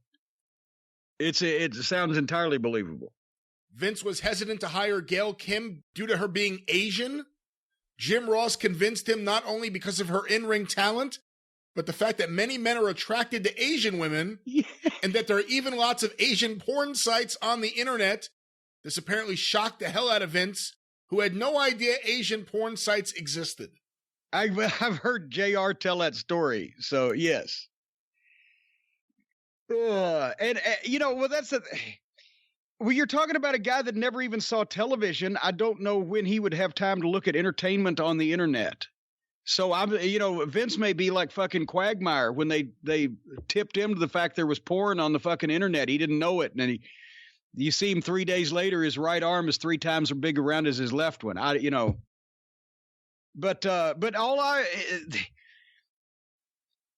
The Vince McMahon's idea of a drop-dead gorgeous woman is fucking Sable, as we've mentioned before. And the only thing that I was ever able to glean of Vince's romantic preferences is that he and Shitstain were both all fired up over the idea of seeing Sable wearing white cotton panties. And I just fucking zoned out when they would go into those discussions. The McMahons playing pool at their holiday home in Boca. Triple H and Stephanie against Vince and Linda. It was supposed to be a fun family game, and Vince turned it into a serious competition. Triple H and Stephanie kept getting lucky and were winning. Vince was getting mad at Linda because she was making their side lose. Eventually, Stephanie ended up potting for the win, and he cracked up and stalked off. Later that night, she called him through the intercom and sang, "You're tied to the whipping post, Dad," to piss him off. And from their bedroom, Steph and Triple H could hear him literally screaming in anger on the other side of the house. Well, the only person that could have told that story would have been Stephanie, so I would have to believe that because she would have been there. Tiger Ali Singh complained to Vince about making him wear a turban and traditional Indian garb, telling him it was offensive to his people and a desecration. Vince replied, quote, "You and D'Lo are going to put those fucking turbans on. I don't care about desecration." Is there any truth to that? You would have been there, maybe. Oh, yeah. Well, I don't know if I was specifically standing in front of him, but yeah, Tiger Ali Singh, I was there for that whole debacle. Tiger Ali Singh was the son of Tiger Jeet Singh. Tiger Jeet Singh was a huge wrestling personality in the Toronto market and the Ontario area in general, and also in Japan, where he'd had a long run with Inoki's company. Like when the Sheik was Baba's crazy guy, Tiger Jeet Singh was Inoki's crazy guy. He came out with a turban. Tiger Jeet Singh, the father came out with a turban, and what is he, Pakistani or Hindu of some description? And he had a sword, saber type of thing, and he would beat up the fans on the way to the ring. I didn't let you answer that question, Brian. He is a Hindu of some description, correct? I believe so, yes. Okay. I'm not certain of And well, I'm not trying to be racist here, but that's why the name Tiger Jeet Singh. He is from some Middle Eastern country or whatever, and there is a large population in Ontario, especially in Toronto, of his people, which is why that he was very over at one time in Toronto and had all kinds of, sellouts with the Sheik and blah, blah, blah, and made a lot of money there. So anyway, Tiger Jeet Singh is retired at this time. It's 1996 or whatever, 7, but he's a rich guy. I think there's a school in Ontario named after him. Is there not? There is. I believe it's yeah. In Canada, it's him and is it Whipper Billy Watson? Are those him and Whipper guys? Billy Watson. Yeah. But I mean, he's still a name in the community. He's a rich guy. He made money, put it into real estate, whatever. His son wants to get into wrestling. They should have named him George Singh. But anyway, his son is a big, tall, good-looking guy. We see the pictures, and some way or another, the deal is going to be that not only is if they take Tiger Ali Singh, the son, and the Ali was to honor Muhammad Ali because they're Muslim, whatever the people, the lineage they are, whatever, they're Muslim. So the Tiger Ali Singh is to honor his father and Muhammad Ali. And not only if we take the son and use him, then Tiger Jeet Singh has some connections in the Middle East that is going to get these huge paid tours, right? And as we know, Vince has always been a big fucking fan of huge paid tours to the Middle East, right? So this was 25 years ago. So, and also there was talk about it, he's so influential in Toronto, but we were already doing fucking big business in Toronto. But they signed Tiger Ali Singh.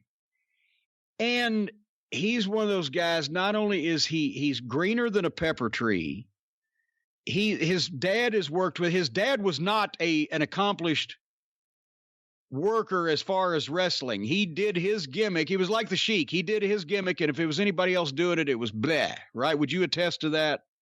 He was not very good in the ring. And he was not even as over as the Sheik, but he just had those pockets of places, and because of his ethnic heritage, where he was very influential. Although he looked really cool in the Japanese magazines when you see photos. It was like, wow, this guy has a saber and he's out there doing crazy stuff. But then you'd watch the matches and it was like, oh boy. Yeah, it was brutal. But anyway, but also Tiger Ali Singh thinks that he should be a big star from the start because he's, imagine if the Sheik telling his son, Captain Ed George, he should be a star times 20. Tiger Ali Singh is determined. He's supposed to be a big star. He's dry on promos. He wasn't an outgoing personality. He got heat with the boys. He had heat because he wasn't very good, and also because they'd signed him and were trying to give him somewhat of a push. And I can't remember whether the turban episode was they tried him out, and his father made some appearances, and then come to find out, wouldn't you know who won the pony?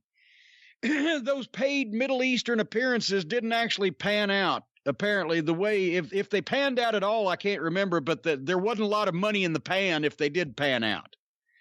And suddenly, Tiger Jeet Singh's not making any more appearances, and they've got Tiger Ali Singh on this contract.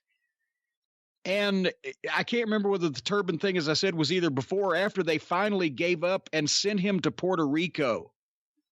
They had a relationship at the time with whichever, what IWA was what Victor Quinones was with back at that time, right?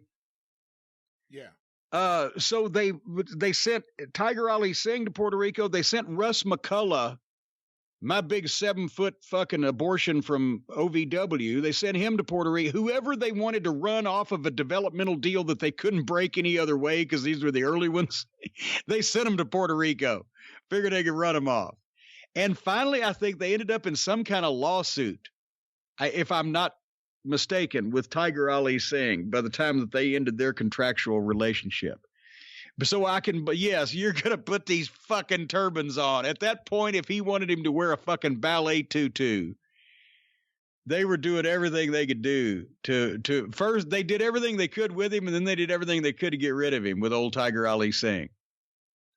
A few years ago, the company had a snow cone party. Kind of weird, I know. This was in the back lot of the TV studio, not the actual large headquarters building that everyone always sees. Well, apparently Vince is a huge snow cone fanatic.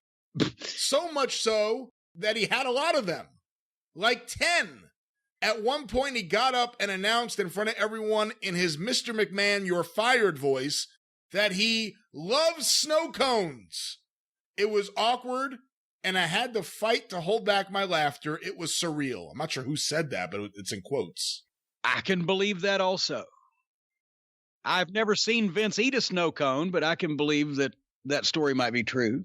Vince thinks throwing or pushing someone into a swimming pool while fully clothed is the funniest thing on planet Earth. On planet Earth, excuse me. I could attest to that being true because I've been one of the people in the pool. It wasn't bad weather, thankfully. It was one of the days that we were riding out by the pool because it was good weather. But toward the end of the day, I can't remember how that I bit on the hook, but it was something to the effect of Bruce was saying, well, there was something. He couldn't believe that Vince had that written on the bottom of the pool. I said, what? Yeah, Vince had whatever the fuck it was he's telling me written on the bottom of the pool. And he said, you can see it from right there. So I go over, and as I'm looking, trying to see, it was just the not 16 foot, but the 6 foot or whatever fucking depth. And I said, and right then there's Vince's hands from behind, whoosh, straight into the fucking pool. Oh God, he loved it. Everybody apparently that has been to, he never did it to Pat, I don't think, but everybody that's been to Vince's house for a work day has been in the pool. Apparently, or at least as of that point they had. And so then I've got no fucking clothes because my clothes are wet, right? I've got to go home. So he said, oh, here, pal. And he got me a sweatshirt and a pair of sweatpants. And it was actually a jacket. I remember I got a jacket to wear home. So it must have been spring briskish as it got dark. And the jacket, I said, I'll bring this back to you. He said, oh, don't worry, pal, keep it. Well, the sleeves looked like a straight jacket because Vince is a lot taller and bigger than me in the upper body. So I had it in the closet for a long time. And then when I moved, I should have kept it. But it was like one of those jackets that probably was a designer jacket, probably not a suit jacket, but a coat. Probably paid $500 for it. And he didn't give a shit. Said, oh, don't worry, keep it. But yes, I've been in the pool. One time, he got drunk and urinated on Ric Flair's hotel bed. I have not heard that. I've heard that. Okay. Paul Heyman talked about Vince's competitiveness. Vince supposedly has a world-class thick beard, but shaves constantly. Heyman asked Vince why he doesn't just let the beard grow out and save himself the trouble, and Vince's answer was, I can't let it win. Well, we've told the shaving story here just recently, so we're not going to talk about it. But yeah, he shaves constantly with his electric razor that he keeps in his briefcase in the back of the limo. He's fucking grinding it on his face. So I can believe that, even if it came from Heyman. Vince holds a meeting with all of the talent announcing the switch to PG programming. Michael Tarver stands up and asks a question. Vince's response, excellent question, Shelton. Oh my God. I heard that a long time ago. See No Evil, the film that Kane did. Vince wants this scene in the movie where Kane's character pulls out his penis, and he wants it to be 3 feet long. I thought there was a connection problem. I said, Greg, can you just back up and repeat that last line for me? He goes, yes, Vince wants Kane's penis to be 3 feet long, and none of the producers are saying anything about it. Well, here's one of your stories. Jim Cornette was at Vince's house, and Vince had somebody from the cable company working on a TV because the sound wouldn't work. The guy came up to Vince holding the remote control and explained to him what a mute button was, and that mute was on. Vince gave him a $100 tip. Is that accurate? I've witnessed that with my own eyes. And it wasn't like he was working on the TV. See, here's the thing. When we'd be there, Linda would be at the office. She still worked in the office on the other end of the fourth floor. And she would go to the office every day. So the only people there in the house would be the couple. And gosh, I can't remember their names. But this man and this woman, they were a married couple.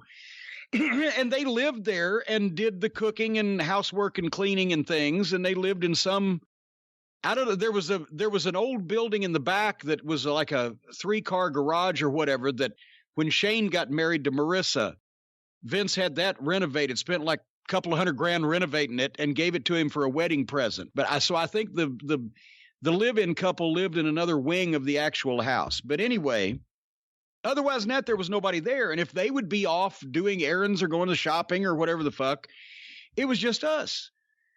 Well, at one day, but you would see people on a regular basis. They'd be wandering around either on the grounds or in the house because there was always some work going on. Groundskeepers would be there, or somebody would be coming in to do something. Well, on this particular day, we're sitting there in the dining room and the doorbell, and I guess Vince goes up because the couple was gone. So Vince goes up and opens it. Oh yeah, pal, come this way. And it's the guy from the cable company. He says, right back there. And he points to the room, the little living room they had around the edge past the kitchen and the dining room. It's where that big painting of Vince is on the wall with that big opulent frame. He's got the big arms and everything. But anyway, he said, back there, pal, there's no sound. So we're sitting there, and the guy comes back around the corner like a minute and a half later with the remote in his hand. And he says, sir, see this, the mute button? That's what the problem was. Oh, thank you, Pat. He reaches in his pocket and hands the guy a $100 bill. But there would be so many people wandering around there sometimes. Vince would look up and just see some guy that he had no idea who the fuck it was walking down his hallway. And he'd shake his head and say, I don't know who these people are. But there, one time, we're working out by the pool. It's me and Bruce and Vince. And Pat's supposed to come over, but he hadn't showed up yet. Well, Vince has to go in and take a private phone call in his study. So me and Bruce are sitting there by the pool. Pat shows up.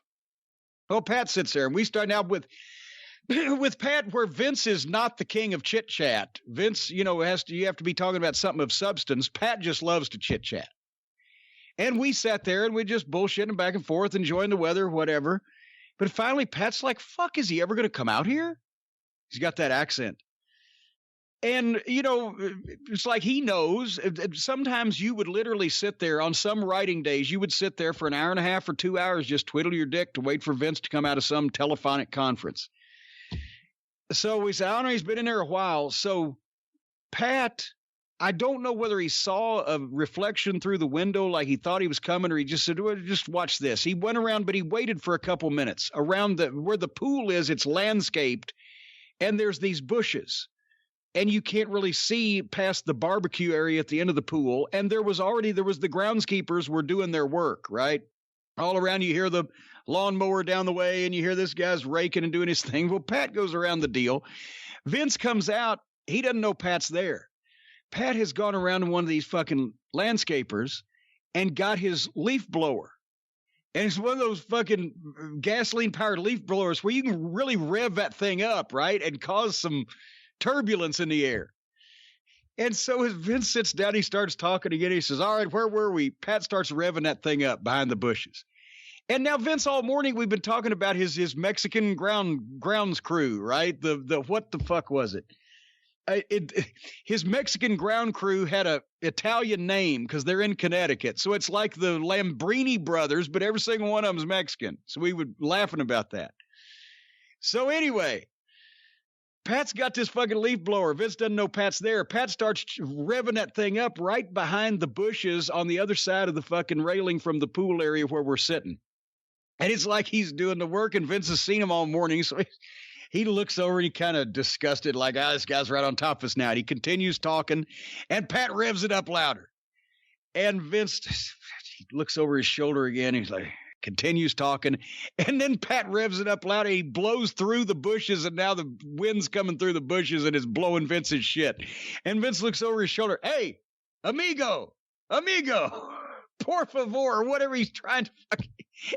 And in response to this, Pat revs the shit up and just fucking floors the goddamn gasoline leaf blower. It's the loudest thing, and he's shooting the wind straight through the goddamn bushes. And Vince's toupee is almost ready to come off. No, I'm kidding. But his fucking hair and everything, and his shit's flying all off the table. And Vince gets up and goes around like he's going to go on the other side of those bushes and cut a promo on this motherfucker. And he goes, hey, amigo! And just then Pat fucking leans around from the other side of the bushes. And he sees it. And now he's got to laugh because Pat got him. And he loves Pat. So he's fucking horse laughing.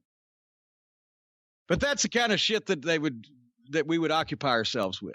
Well, that ends the Vince McMahon portion of the drive-thru today. A lot of people have been fascinated by Vince's behavior the last few weeks, more than...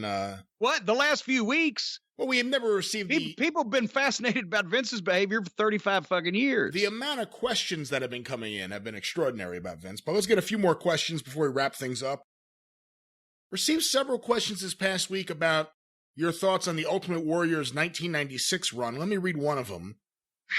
This was sent to CornyDriveThru@gmail.com from Andrew.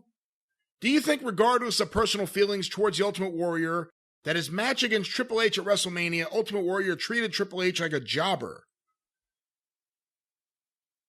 Oh, that's the end of the question? There's a little bit more here, but it's a weirdly written question. But what are your memories of Warrior Triple H match and just that time period with the Ultimate Warrior?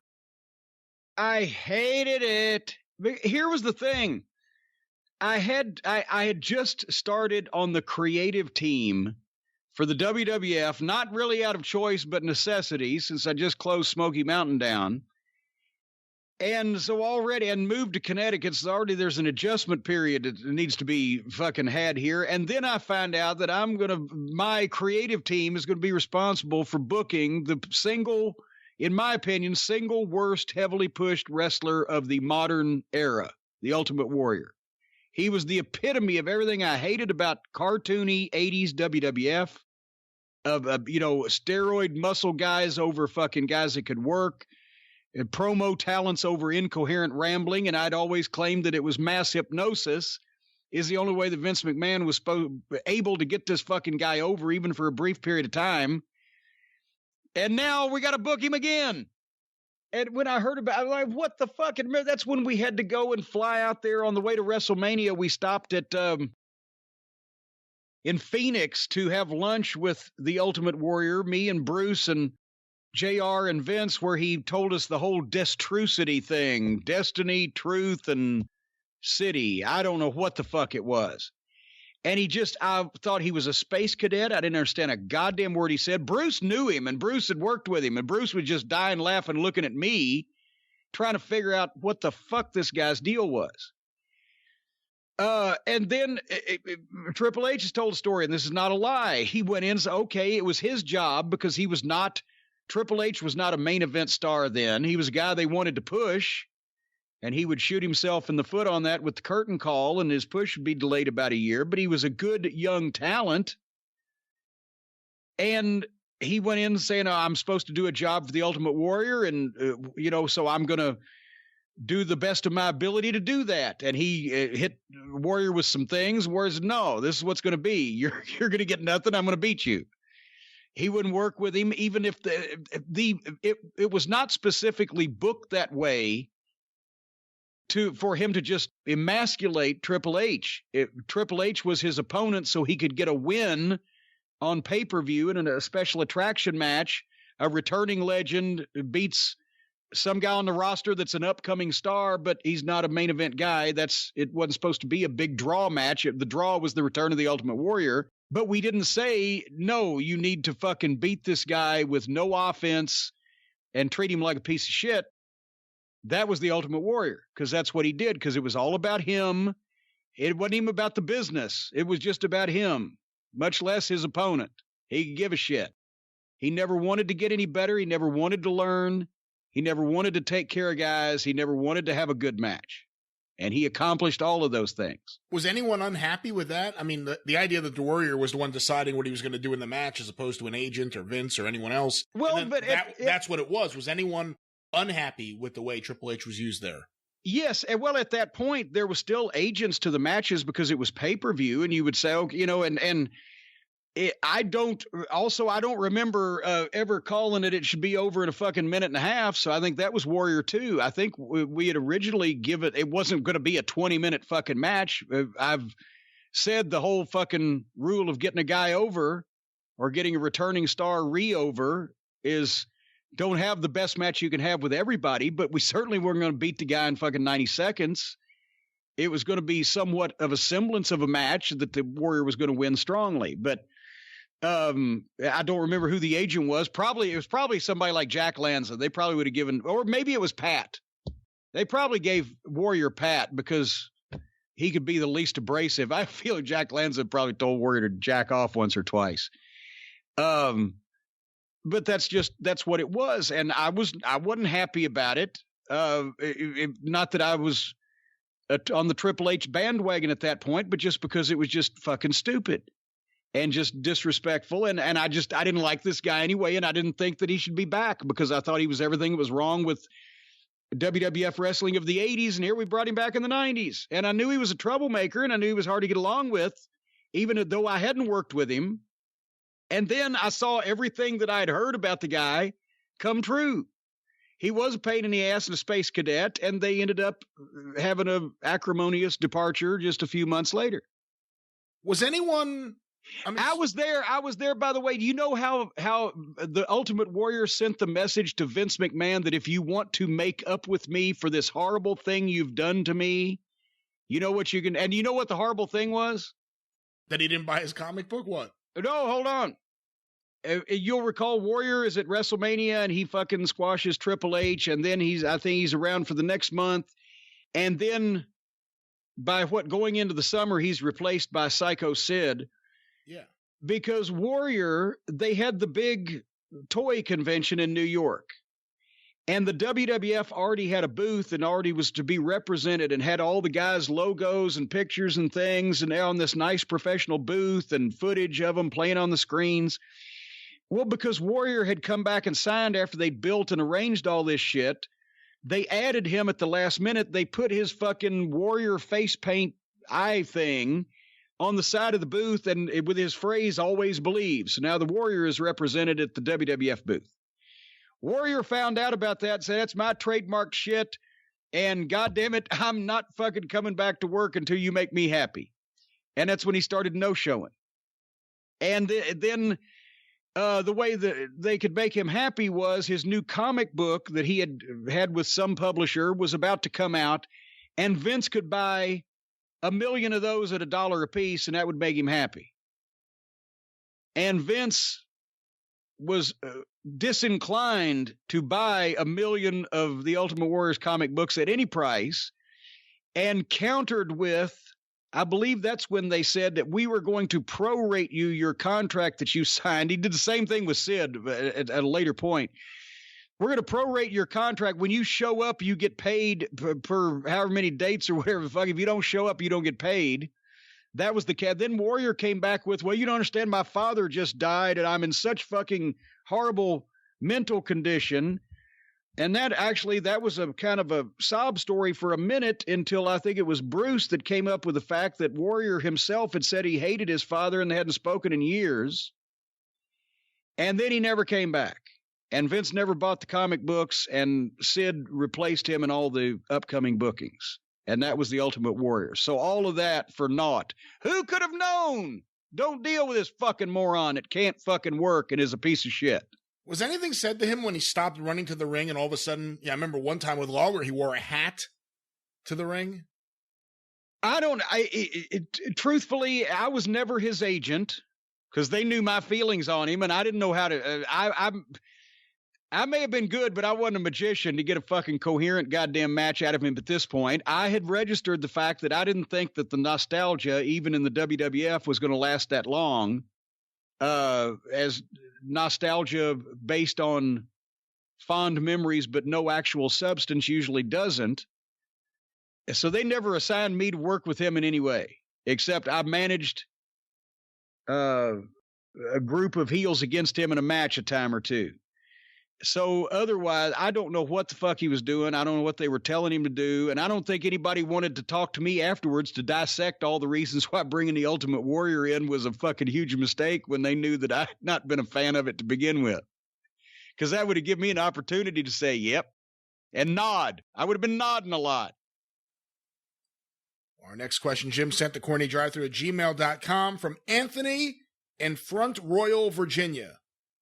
I was wondering your take on Sean Waltman as a person and as a wrestler. We have heard your take on the other four of the clique, but I've never heard you mention anything about Sean. I personally believe he was light years ahead of his time and one of the most underrated wrestlers in history. Well, yeah, Sean was a great fucking worker, first of all. And he, especially when he was younger, he was so painfully thin that the 1, 2, 3 kid worked because they did that the right way. Back in those days when wins and losses meant something, to see this skinny job guy looking character suddenly beat a top star on TV in the WWF, it didn't really ever happen, but Sean could work and back it up. He could sell, he could get sympathy. And then later on, when he got a little bit bigger, got on the special sauce and switched heel and was part of the heel group. By then he had not only he'd gained enough size, but also he had a look and he had a way of working, and he was very talented in the ring. Then he started hanging out with the clique guys. As far as what I think of him personally, he's the only one I've ever actually apologized to for cutting a promo on him. Because when I cut promos on the other guys, the clique, I looped him in with it. And one time I said on one of those, I said, the only reason he's in the group is because they think he's funny when he gets drunk and throws up on himself. And that was stiff. And I shouldn't have done it. And Sean's had issues, as he's admitted, with substances in the past. But the next time I saw him, I did go up to him and apologize for that. I said, I shouldn't have lumped you in with me disliking everybody else, because we've always gotten along. He's always been professional. He always went out and had a good match. He never refused to do a job for anybody.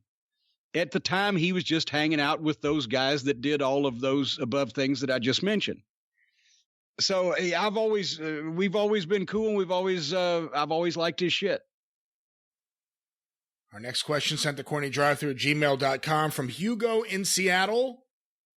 In his book, Tony Atlas writes that Junkyard Dog would routinely charge ring rats to have sex with him. This sounds very New Orleans.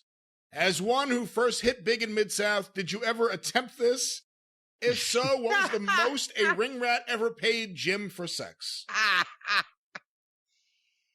It was all on a barter basis back in those days. No cash was exchanging. And I bless Tony Atlas, but I have to call wrestlers exaggeration, because that's something that would have been legendary in the locker room and spoken about literally every night.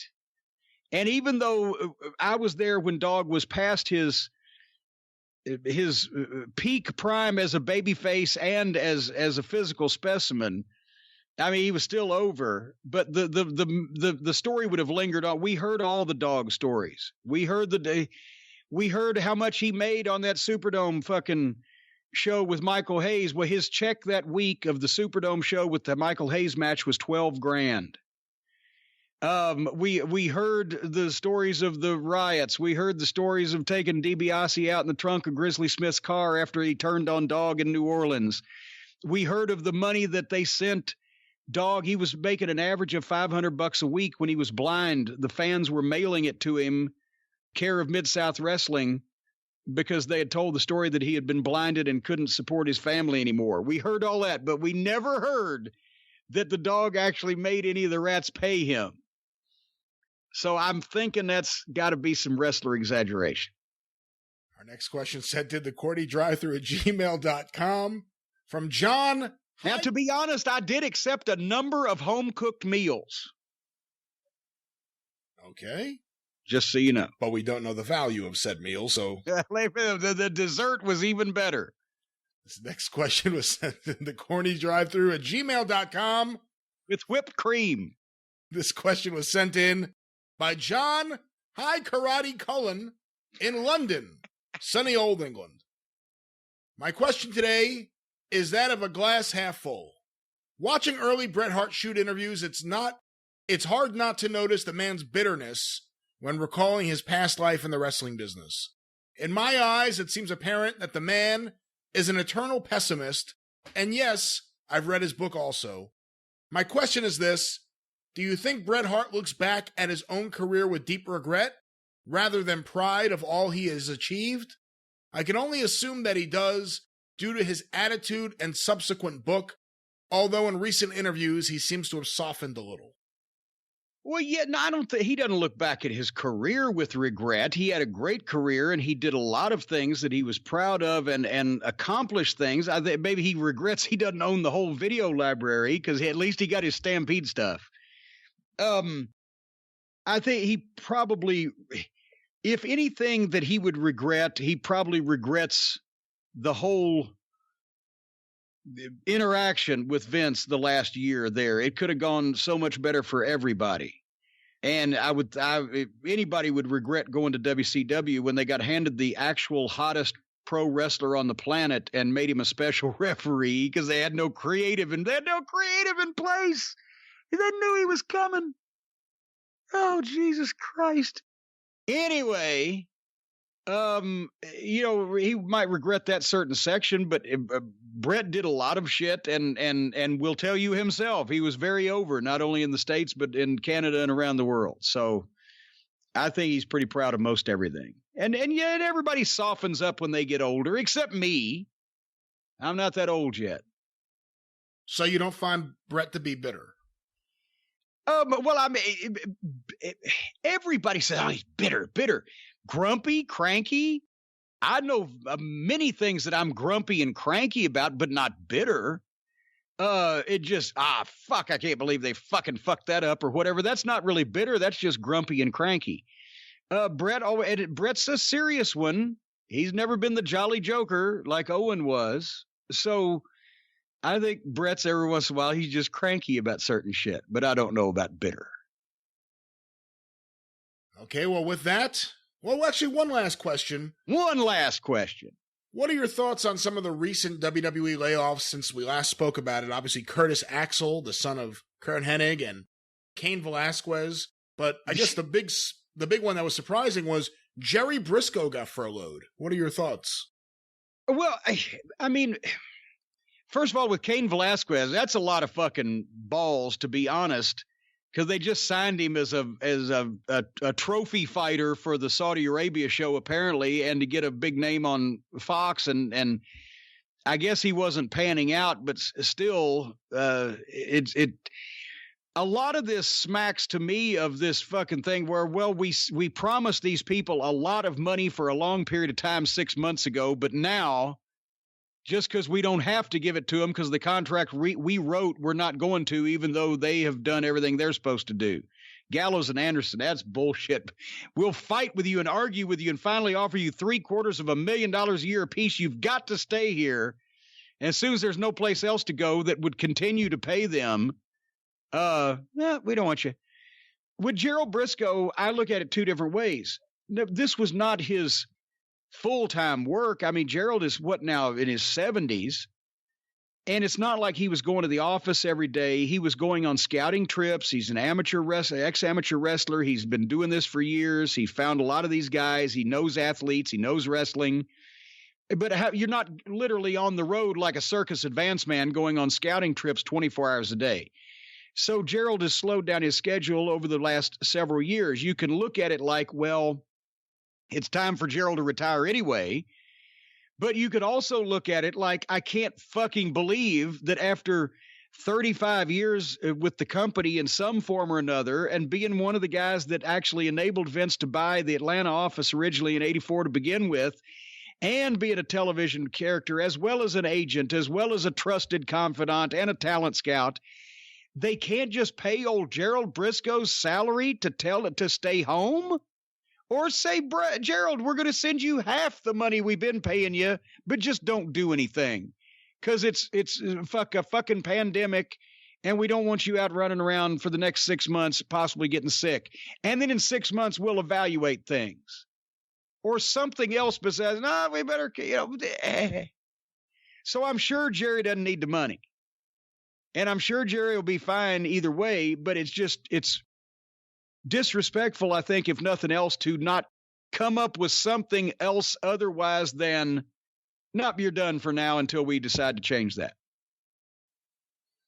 Yeah, I'll admit, that was a surprising one. Is there still any other sport or any other entity of that financial level that is already cutting people, furloughing people, whatever that means, releasing people, whatever, any other sporting team in any other sport, UFC, NFL, NBA? Not that I'm aware of. MOUSE. In fact, a lot of Major League Baseball teams have, at least through the end of May, pledged to pay their staff. I mean, the longer this goes on, obviously things become a problem. You don't just go for the cuts right away and hope for the best, but Vince McMahon apparently thought that's the best way to do it. But of course, Vince McMahon's the only one who has to worry about shareholders. Well, but you know what? See, that's another thing. They have to do all this fucking public offer, publicly traded stock bullshit to make themselves billionaires with the big boys, but then they have to answer to people. When my answer would be, hey, I'm not going to fucking fire people that have worked for me 35 years just to make you assholes happy. There's a worldwide pandemic, and we'll fucking resume regular fucking dividends in a few months or whatever, rather than just, got to make them happy. How about the people that built the shit? Make them a little happy. I don't know how much you would have seen of him. Any thoughts on Curtis Axel, the son of Kurt Hennig? Actually, I haven't seen that much. And to be honest, if they haven't used him in a number of years, and from what I understand, they haven't used him in any appreciable way in a number of years, that's one of those things that crosses over from rewarding a loyal employee to what do you run and make a wish, right? I have a lot of indignation for the guys that either have been there for decades or have gone over and above to prove their loyalty, or guys who were harassed into signing with promise of big money in the last 6 months and then turn around and say, but wait, that's a problem. When you're really cutting guys that you weren't using before this happened anyway and haven't used in a while, regardless of whether they've done everything they can do, sometimes it doesn't just work out. And that I don't have a problem with that. They were being charitable in those cases, but they didn't really need to be, maybe. All right. Well, with that, the drive-thru has closed. Send in your song submissions as well as your questions to CornyDriveThru@gmail.com. Please send any songs as an MP3 or an unlisted YouTube link. Also, check the volume. Make sure people can actually hear it. That may be a good idea as well. You can follow Jim on Twitter at @TheJimCornette. You can follow me on Twitter at @GreatBrianLast. You can hear me on the 605 Superpodcast. 605pod.com are available wherever it is that you find your favorite podcasts. Don't forget to listen to The Drive-Thru every Monday and The Experience when it debuts every Friday, wherever it is that you find your favorite podcast, but also on YouTube, the official Jim Cornette YouTube channel. We are just about to pass 120,000 subscribers. tinyurl.com/official corny YouTube, or just go to YouTube and search for Jim Cornette. It'll be the first thing that pops up. Full shows. Wait a minute. If we get to 120,000, do I get my cake then? You may. What about a Danish pastry? A fucking Twinkie with a candle even? We'll see if we can find the Twinkie. Oh, well, don't knock yourself out. Well, we'll see if the Hostess Factory is open around here. But once again, the official Jim Cornette YouTube channel on YouTube. Don't forget, classic episodes of The Experience and The Drive-Thru, as well as a couple watch-alongs with video and audio synced up, available right now for patrons of Jim Cornette's College of Wrestling Knowledge. Patreon.com/Cornette. Every Sunday evening, another batch of episodes goes up. We just put up recent episodes with Paul Orndorff, a 2-part interview, Tommy Young interview, and so much more. Patreon.com/Cornette. There's something else we usually plug here this week. We're not going to. Don't do it. It's closed. Don't do it. It's closed. Don't do it. Don't forget the Drive-Thru is brought to you by the Law Office of Stephen P. New, 888-692-8084. Get even with Stephen, even against John Stossel. NewLawOffice.com. But until Friday on The Experience, and next week, right here on the Drive-Thru, for Jim Cornette, I'm the great Brian Last. Tally-ho!